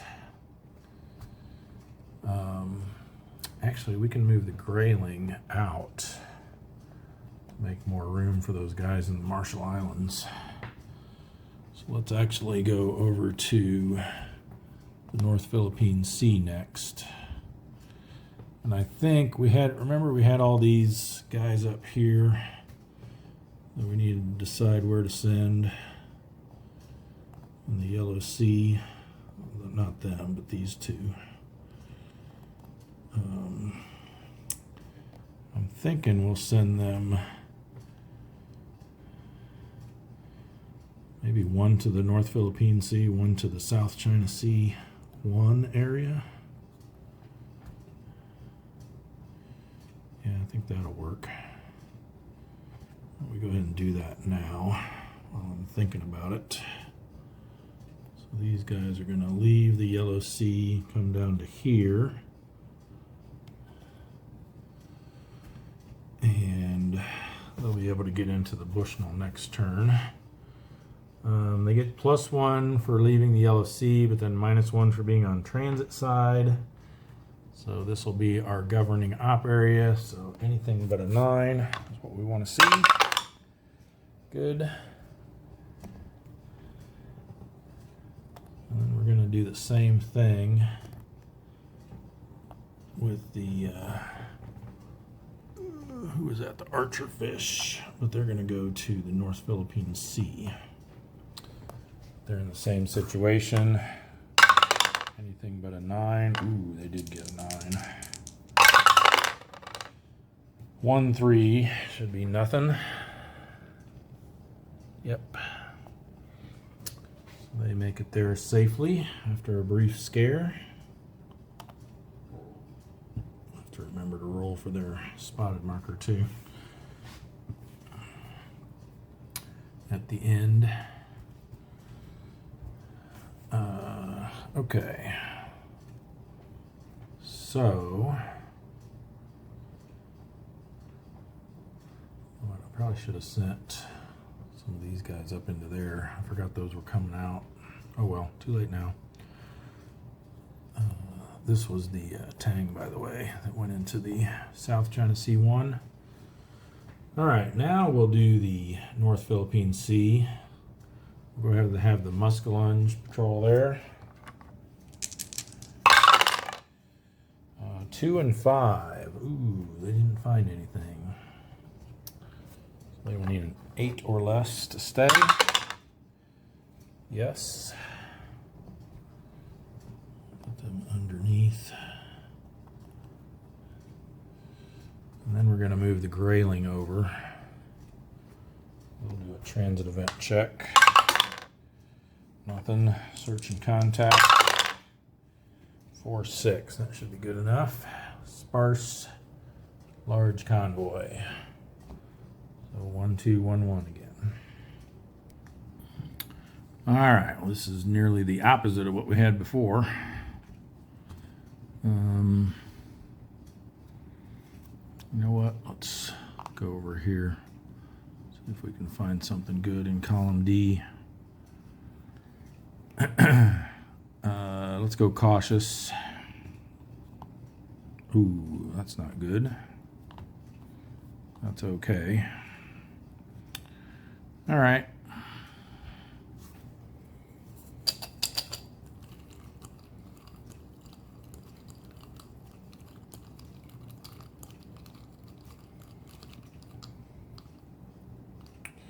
Another one that's going to hurt our average.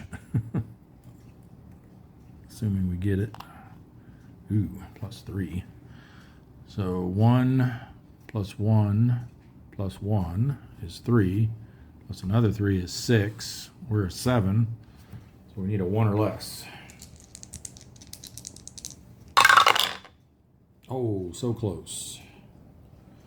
So close. Make sure we did that math right. 1 plus 1 plus 1 plus 3, 6. 6 plus 1 is 7, minus 6 is 1. Missed it by that much. All right, counterattack. Half plus 1 plus 3 makes 5. We've got 3 defense, so they'll be on the 1 to 2 row with a -1. Nothing. And I guess we just stay and try again.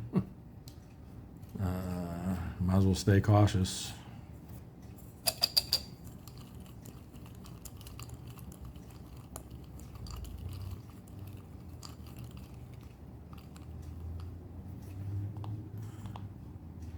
That's a little better. That becomes a 0. 1 plus 1 plus 1 is 3, plus 0. We're a 7, so now we need a 4 or less.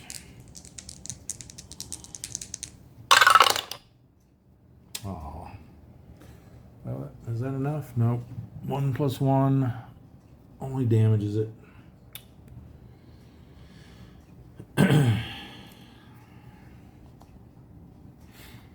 So another counterattack on the, what was it, 1 to 2 row?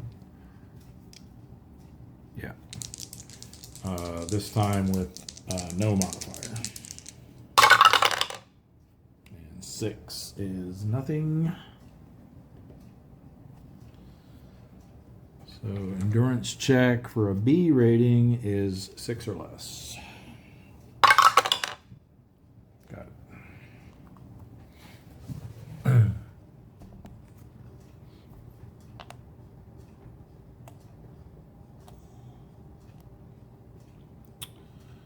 All right. 2, 3. Guess we could squeeze one more up there from down here. Got, yeah, there's only 4 subs there. So I guess we'll send the silver sides up here. Transit event check. Ooh. 2, 5 should be safe. 2, 5. And then search and contact. 2, 9. Ooh, I think they got a loner. They did. So maybe now we'll pull the Michael, huh? All right, let's get that set up here. Clean all this off.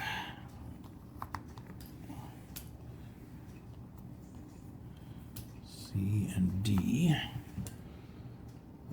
So because we're in War Period 3, we pull 1 from Cup C.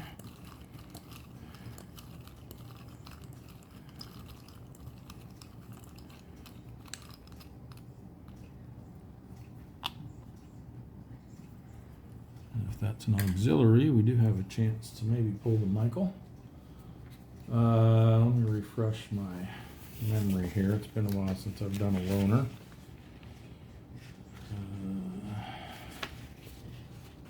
Here it is. Place it in the column that's associated with the cup, and then we roll a die, subtract any super skipper value, and compare it to the tactical rating.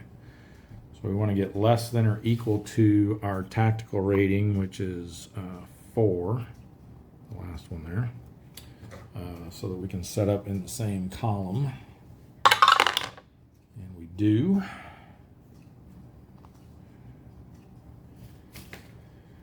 Then it says, okay, reveal the target unit. It is an auxiliary.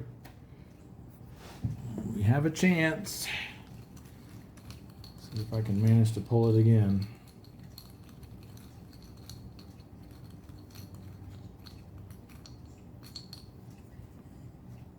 No, the Naruto Maru. So now none of that applies, none of that applies. Proceed to the combat procedure. So now we have the option, since we didn't reveal a combat ship or warship, we can attack them oh,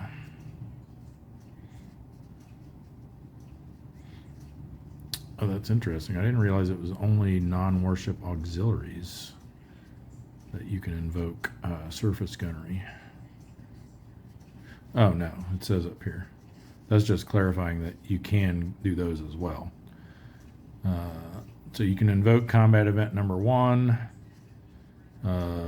unless it's a Japanese warship naval unit, or if you're spotted, or there's a tropical storm, and a D10 of 0 to 1. So we have the option to do that. Surface gunnery means we would roll, we'd get an automatic hit, then we have to roll on the, what is it, the 26 to 35 line of the attack results, which means we'd have to get at least, with our +1, we'd have to get at least a 6 to sink it. Thinking we're almost better off just going with a normal torpedo attack. Now that we've got our +1 torpedoes and we can go aggressive. So I think we'll do that. So aggressive posture. Let's give us a favorable TDC here. Okay, not bad. -2. So he's a 1, we're an 8. So 7, 8 or less with our die roll modifier. So anything but a 9 will be a hit. Ooh. But then we got a 0, which becomes a 1. And at 8,000 tons, that's a big nothing. So we will re-attack. Still aggressive. Put this back, I'll draw another one. Okay, so that becomes a -1 again. So 3 -1 is 2, 8, so 6, 7 or less with the die roll modifier. There we go. 3 becomes 4. And that is just enough to sink it. So the silver sides gets the AO Naruto Maru. 8,000 tons. Another one for the bag of shame. And 1 ship, we'll roll that over. And then our tons is going to roll over 2 because we got 8, so this will just move back 2. And we already moved that up. That should be correct. I always double check the totals against my spreadsheet at the end of the week anyway, so.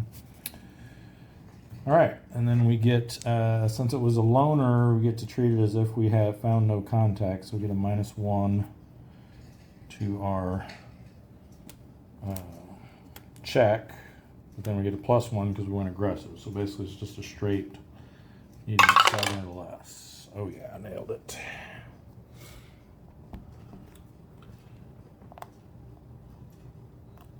Yeah, this is where we are. Okay, so I think next, I'm gonna have to pause here because I have to go, but I think next we're gonna work on the Marianas, send over our wolf pack, and possibly the other two, depending on what happens to our wolf pack. And we'll pick it up from there. All right, so let's go ahead and move our wolf pack to the Marianas. So they will do a single transit event roll, but since they get -1 for being part of a wolf pack, they won't need to roll at all. And then for search and contact, I think it's a single one. I mean, it doesn't matter because we're not doing it, but let me make sure I'm not giving false information here. Excuse me. Wolf packs and transit events. No, sorry, each member rolls separately. So if we did have to roll, we'd roll separately for each one, but we actually don't have to roll. All right, but we are going to do a single search and contact because we're going to deploy them as a group pack as opposed to a barrier pack.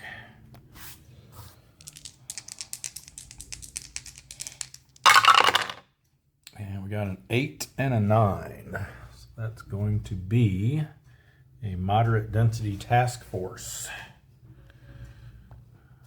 which is 2, 2, 3, 4. All right, unfortunately, we got a no solution over here in column D, evading. We've got all three of these are Blau class, so it doesn't really matter, I don't think, who we put where. I definitely want someone in column D. And then I would think we will put one in column B just to shield them from ASW that gets revealed over here. And then I think we'll put the billfish over here in column A. So let's go with that. Now, a couple of reminders on wolf packs. One is they don't necessarily get to reattack. They'll have to roll less than or equal to their tactical rating. And if they're damaged, they get a +2 DRM to that. And then also we're looking to get 3, what is it for Wolfpack experience? Here it is.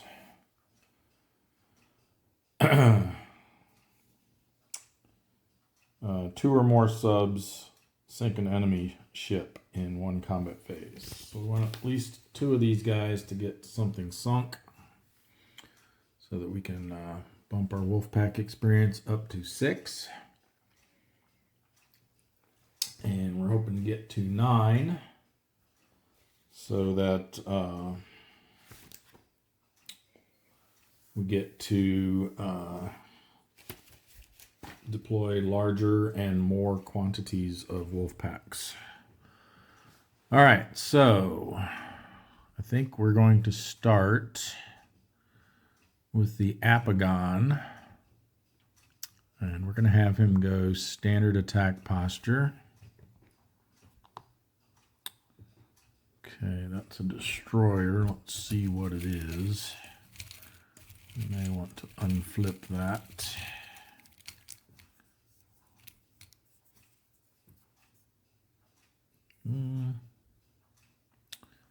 Hatakazi. Yeah, we might as well unflip it because we'll just have to reveal 2 over here now, but any ASW over here won't count against us, so I think we will unflip that. And we'll go with these 2. So we've got a cruiser, but there are none. So that just gets returned to the cup and nothing revealed in its place. And another cruiser. Wow. That's terrible. Let's see if we can find something to shoot at over here. Okay, a battleship. If it's allowed to stay. Let's see, we're in the Marianas, so It has to be I think a 32T or a 68T to be able to be encountered here, if I remember right. Or maybe it's only, I don't remember now. All right, it is the Hyuga, but let's see if we're allowed to encounter them here. So normal IJN battleship doctrine rules would apply here, I think. Which is, where are those? Here we go.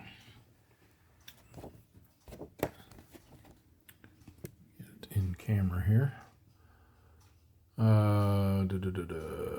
All BBs and BVs other than Congo class and Yamato class may only appear in the Empire Pacific Sea of Japan, East China Sea. And in War Period 3, also in the North Philippine Sea. So we aren't allowed to find them here. And in this case, you reveal another counter in their place. So they'll go back. And now we'll have to reveal both of these. So yet another destroyer and another destroyer. Wow. Well, at least their ASW won't count. And we'll see if we can sink one of them, I guess. Let's see what we got.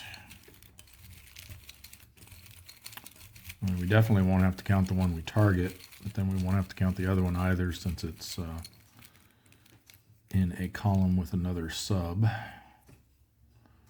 All right, so we got the Wakaba.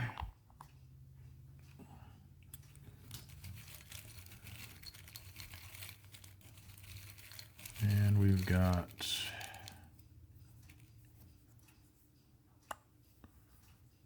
the Natsushio.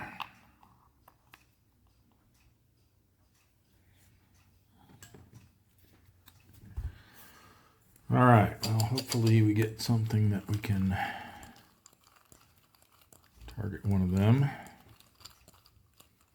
We also have our one that we unflipped as a possible target. This was definitely not what I was hoping to find over here in column D.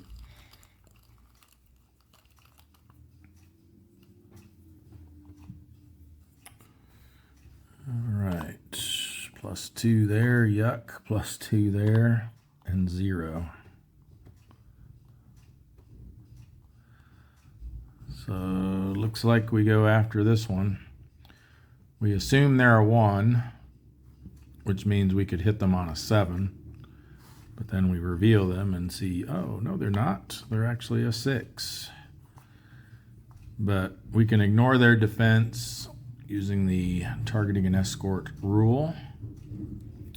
Since it's the first round and this is the first sub of the wolf pack to fire. And then these don't count as revealed ASW because there's another submarine in that column. So he's a 6, we're an 8. We need a 2 or less.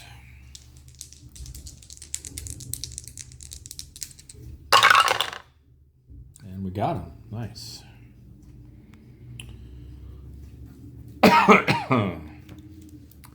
So the Apagon. Oh, and then I forgot too, we actually get a -1 to our roll for being a member of a wolf pack, so actually would have hit it on a 3 or less. So we get the DD Hatakazi.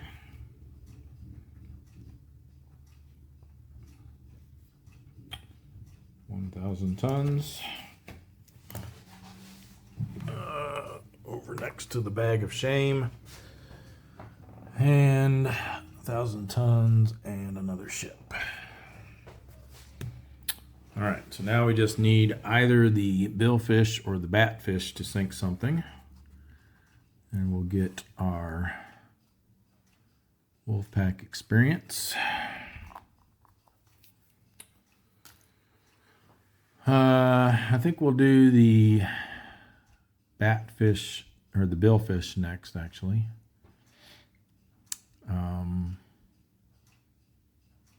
Batfish is going to have a rough time of it because they've got at least 4 ASWs staring at them here. So let's do the billfish, and I think we'll go cautious. So we only have to reveal these 3. Oh, combat event.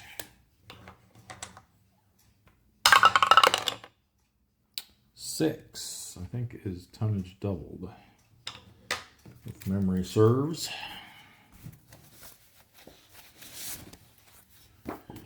And it does.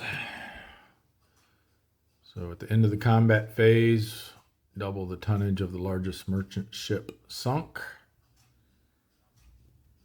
And would that be by anyone or just by the billfish? That's an interesting question. We'll see if it matters when it comes to it. And then this one. So at this point, this looks like is going to be our largest, unless that's that 8,000 tonner. That would be nice.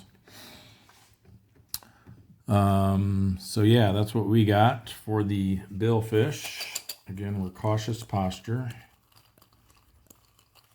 This is where markers for that would really come in handy when you're doing wolf packs, because you got to remember what each one, what posture they were each in.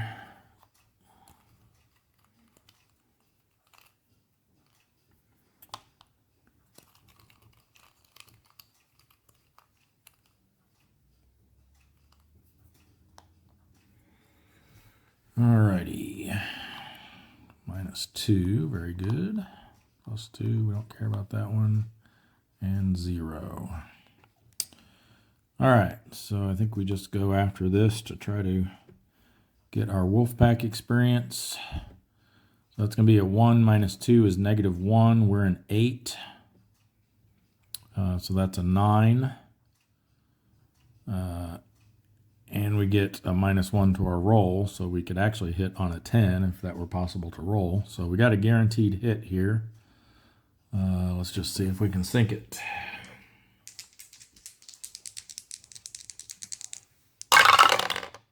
And we do. 5 is more than enough. All right, so the billfish gets a 2,000 ton merchant, which may end up getting doubled. But we'll mark it as 2 for now.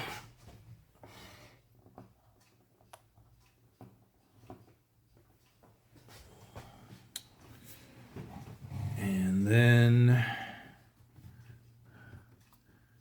we will have a, oh, and I guess I should have mentioned for the Apagon, there was no counterattack on them because, again, all this is not considered to be revealed ASW. We will have a counterattack against the billfish. This guy's gone. So 1/2 plus 1 red box, and then 3 for the war period makes 5.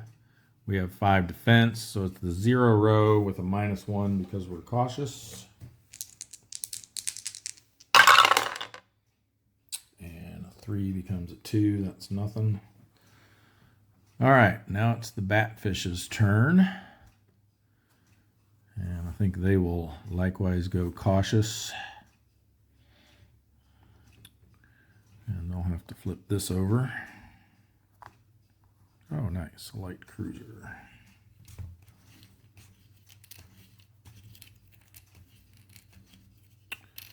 And once we grab this, I will go ahead and mark our Wolfpack experience so I don't forget. The Noshiro, nice hefty light cruiser. Yeah, let's get that Wolfpack experience chalked up while it's fresh in our mind.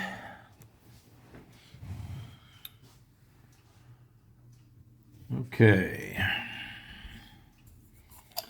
And let's see what the batfish can do.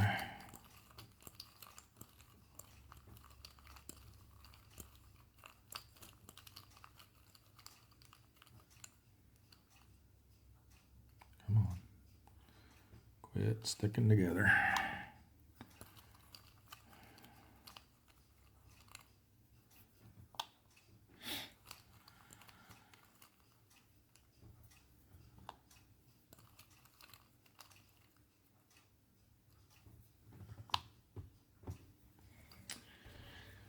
All right.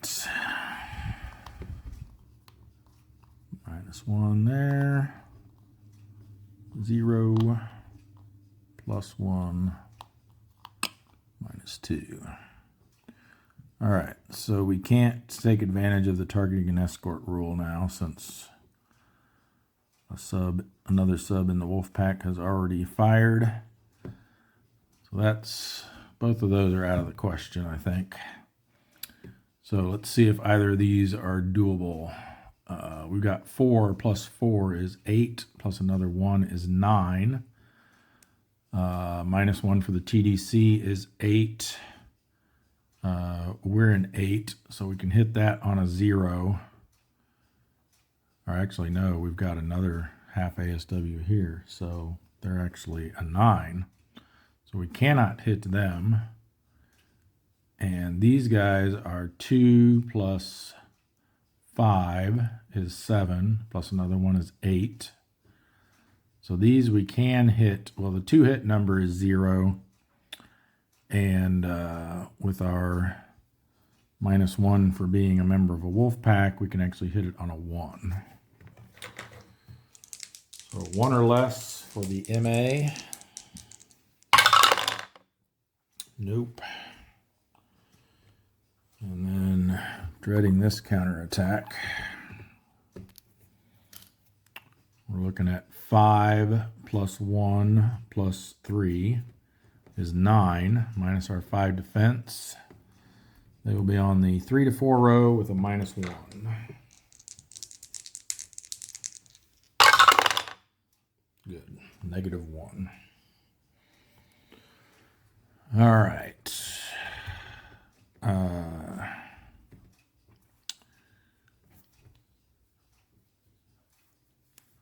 Now, do we want to stay around for a re-attack round? I don't know.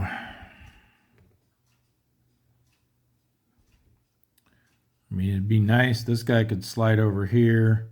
Wouldn't have to worry about this ASW to go after that, but then the batfish is going to have to suffer another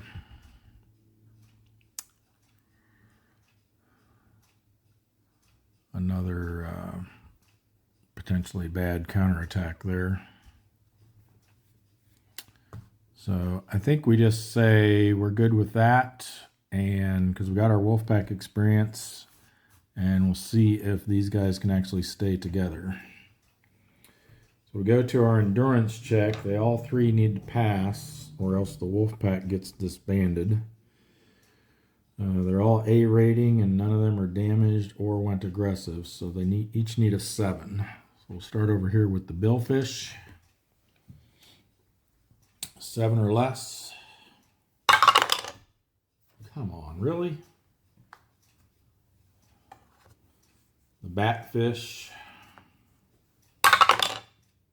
Yes. And the apagon.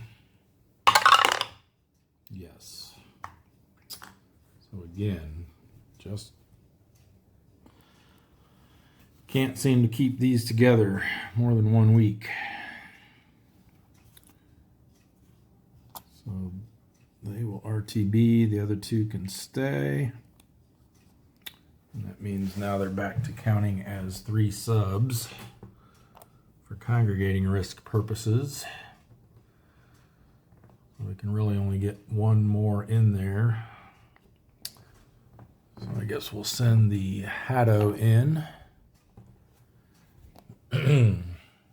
Transit event check. Safe. Searching contact. 2-5. I don't think that's going to be good enough. Nope.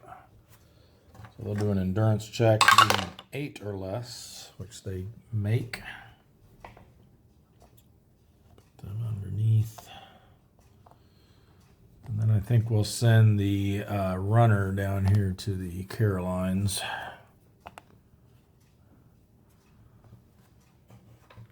So transit event. They rolled a 4. Sorry, forgot to move the camera. And search and contacts 4-1. And they miss out finding anything.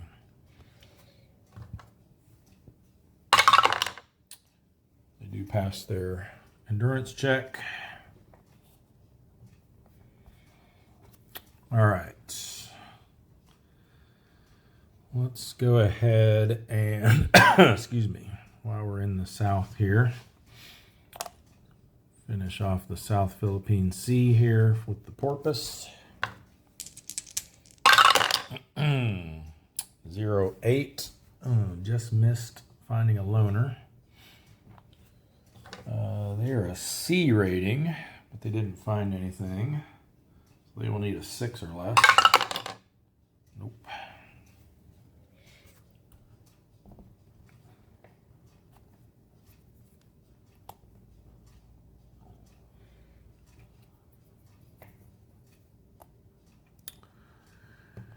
And South China Sea 1. Got a couple here. The seal. 2-4. They find nothing. They're a B rating, so they will need a 7 or less. They make it.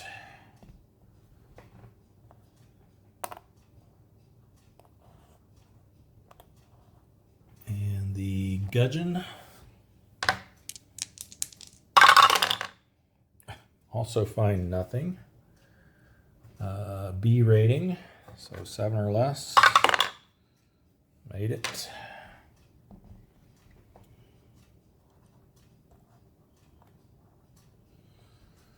All right. Oh, we still got one up here in the Yellow Sea. Let's go ahead and do them. The angler. There we go. 6 and 8 will be low density task force. 1, 2, 2, 3.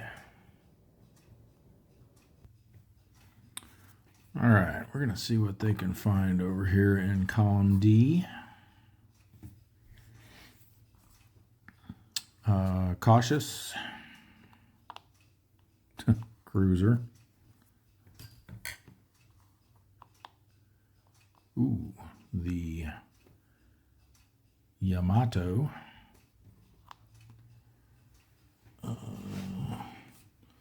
Let's see if we're allowed to find them in the Yellow Sea at this time, though.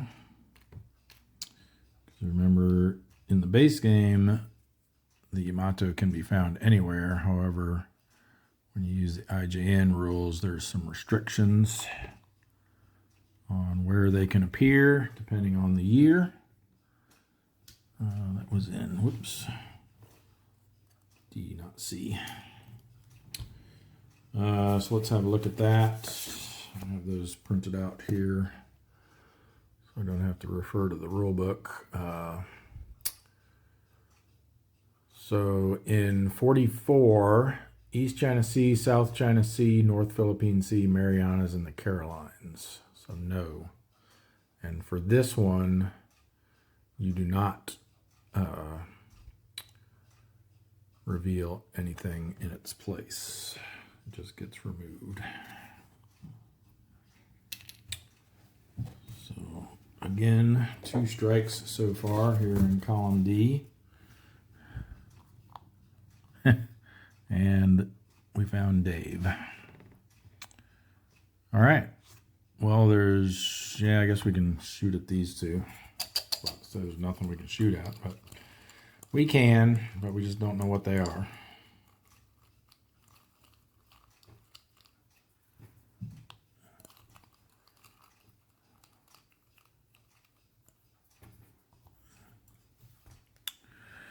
All right. -2 and -2. Okay, they're not going to help make our decision with the TDC marker, so I mean, we theoretically have a shot because we assume they're ones. So 1, 2, 3, -2 is a 1. But let's hope we can choose a good one here. Let's go with this bottom one. Hey, there we go. It actually is a 1. So 1, 2, 3. -2 is 1. We're 8. So 7 or less.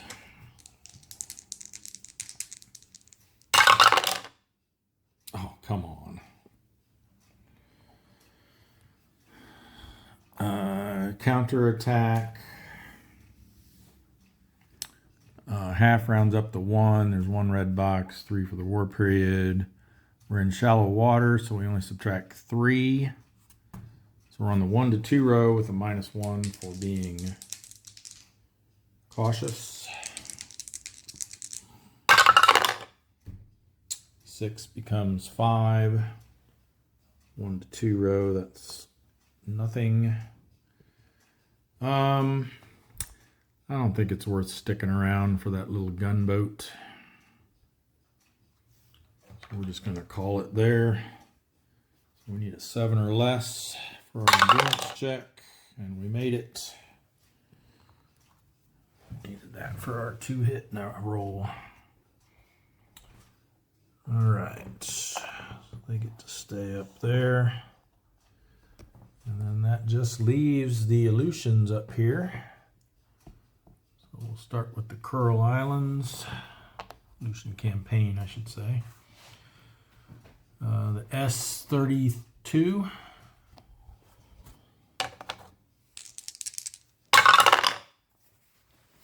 2-1 is going to be a whole lot of nothing. They're a D rating. So with the modifier, they need a 5 or less. Just missed it.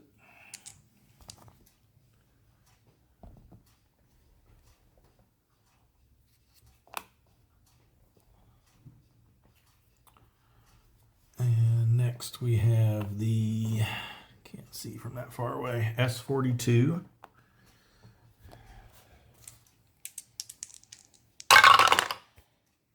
Seven and 8 will be a low density task force again. 1, 2, 2, 3.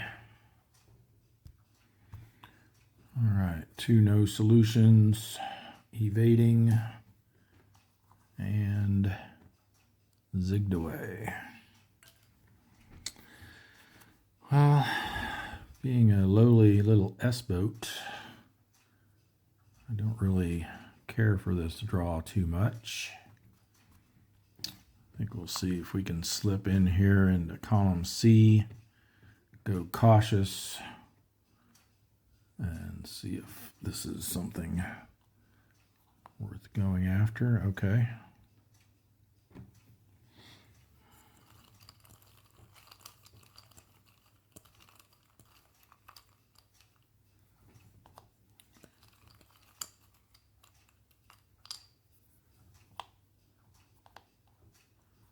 Zero and -1. All right. So they are a 0, and R3 becomes a 4, so we need a 4 or less. No. Worst possible roll ever.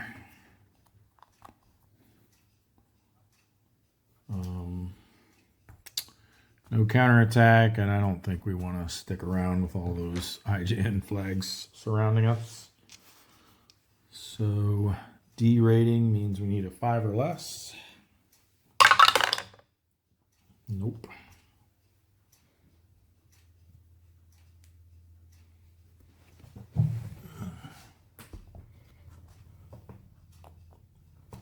And then we've got the S-31.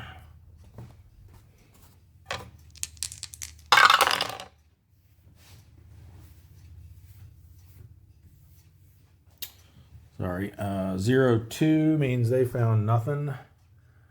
And And D rating with no contacts means they need a 5 or less. They got it.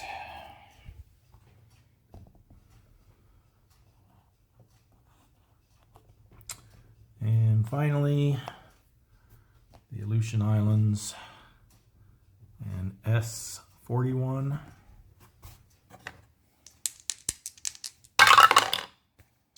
Three, 2. Oh, wait a minute. We don't want to do that. What am I doing?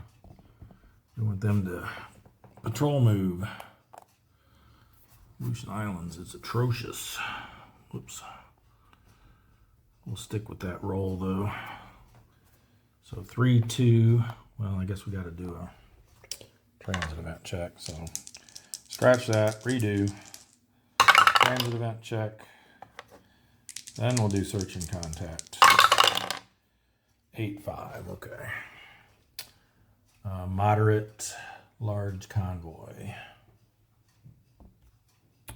2311. Okay, this is what an S-boat wants to find. Evading over there in column D. And we will go column A. Standard attack posture. Combat event. That reminds me, I forgot from our last Wolfpack encounter, we had that tonnage doubled event, so I forgot to double the tonnage of that 2,000 ton merchant that the Billfish sank. So let's credit ourselves with another 2,000 tons.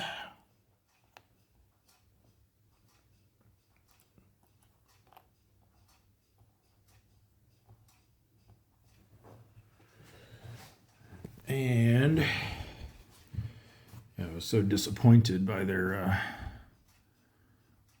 lack of passing their endurance check that I forgot about that. All right, so let's see what this combat event is. 1, which I believe is surface gunnery. Oops, that's not it. Yes, surface gunnery combat. So, assuming we don't reveal a warship, we have the, or in this case, it's not an option. We're forced to do surface gunnery, which probably is, well, if this ends up being pretty high tonnage, might pay off. All right, let's see who we got.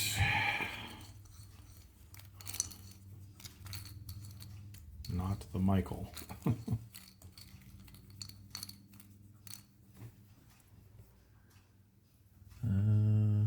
Okay. The Nagitsu Maru. But we have to see if they're allowed to be encountered here. Let's see. Goes into A cup. So that's one of those Imperial Japanese Army ships. We are in the Kuril Islands, and that is not one of the options. So we don't get to actually encounter them. We don't reveal anything in their place. So we have to just take a blind shot here. And depending on what we get, may or may not do surface gunnery against it.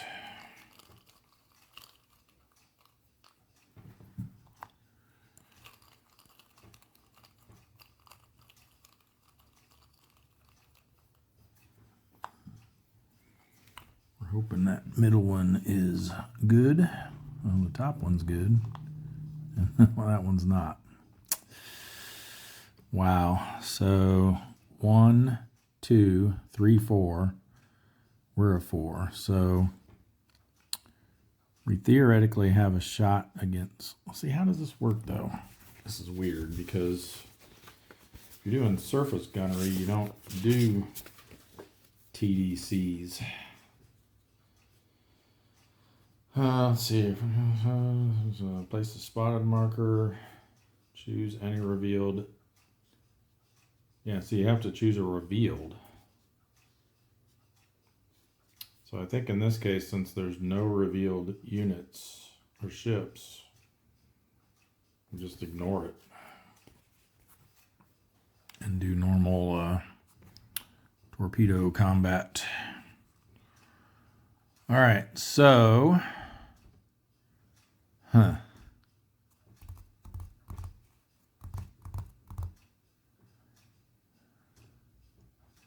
the problem is this one's a 0, and then if it's anything other than a 1 for defense, we're not going to have a shot. So I think we might as well try this and hope it's something good. It's not. But we won't have a shot on it, so we can just ignore it and get out of here. Or no, that's right.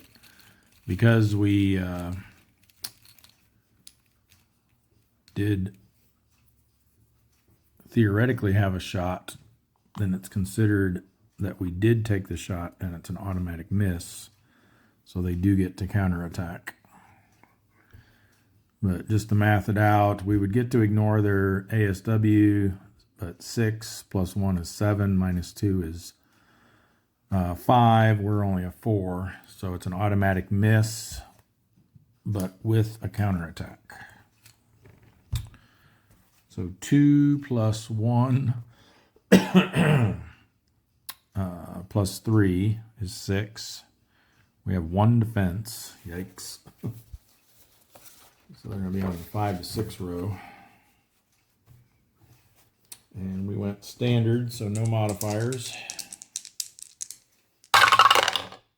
Ooh, a 9 on the 5 to 6 row is going to be terrible. It's one of those damaged RTBs, and then if we rolled a 7 through 9, we're actually sunk. Fortunately, we rolled a 0 on the other die. So damaged and RTB.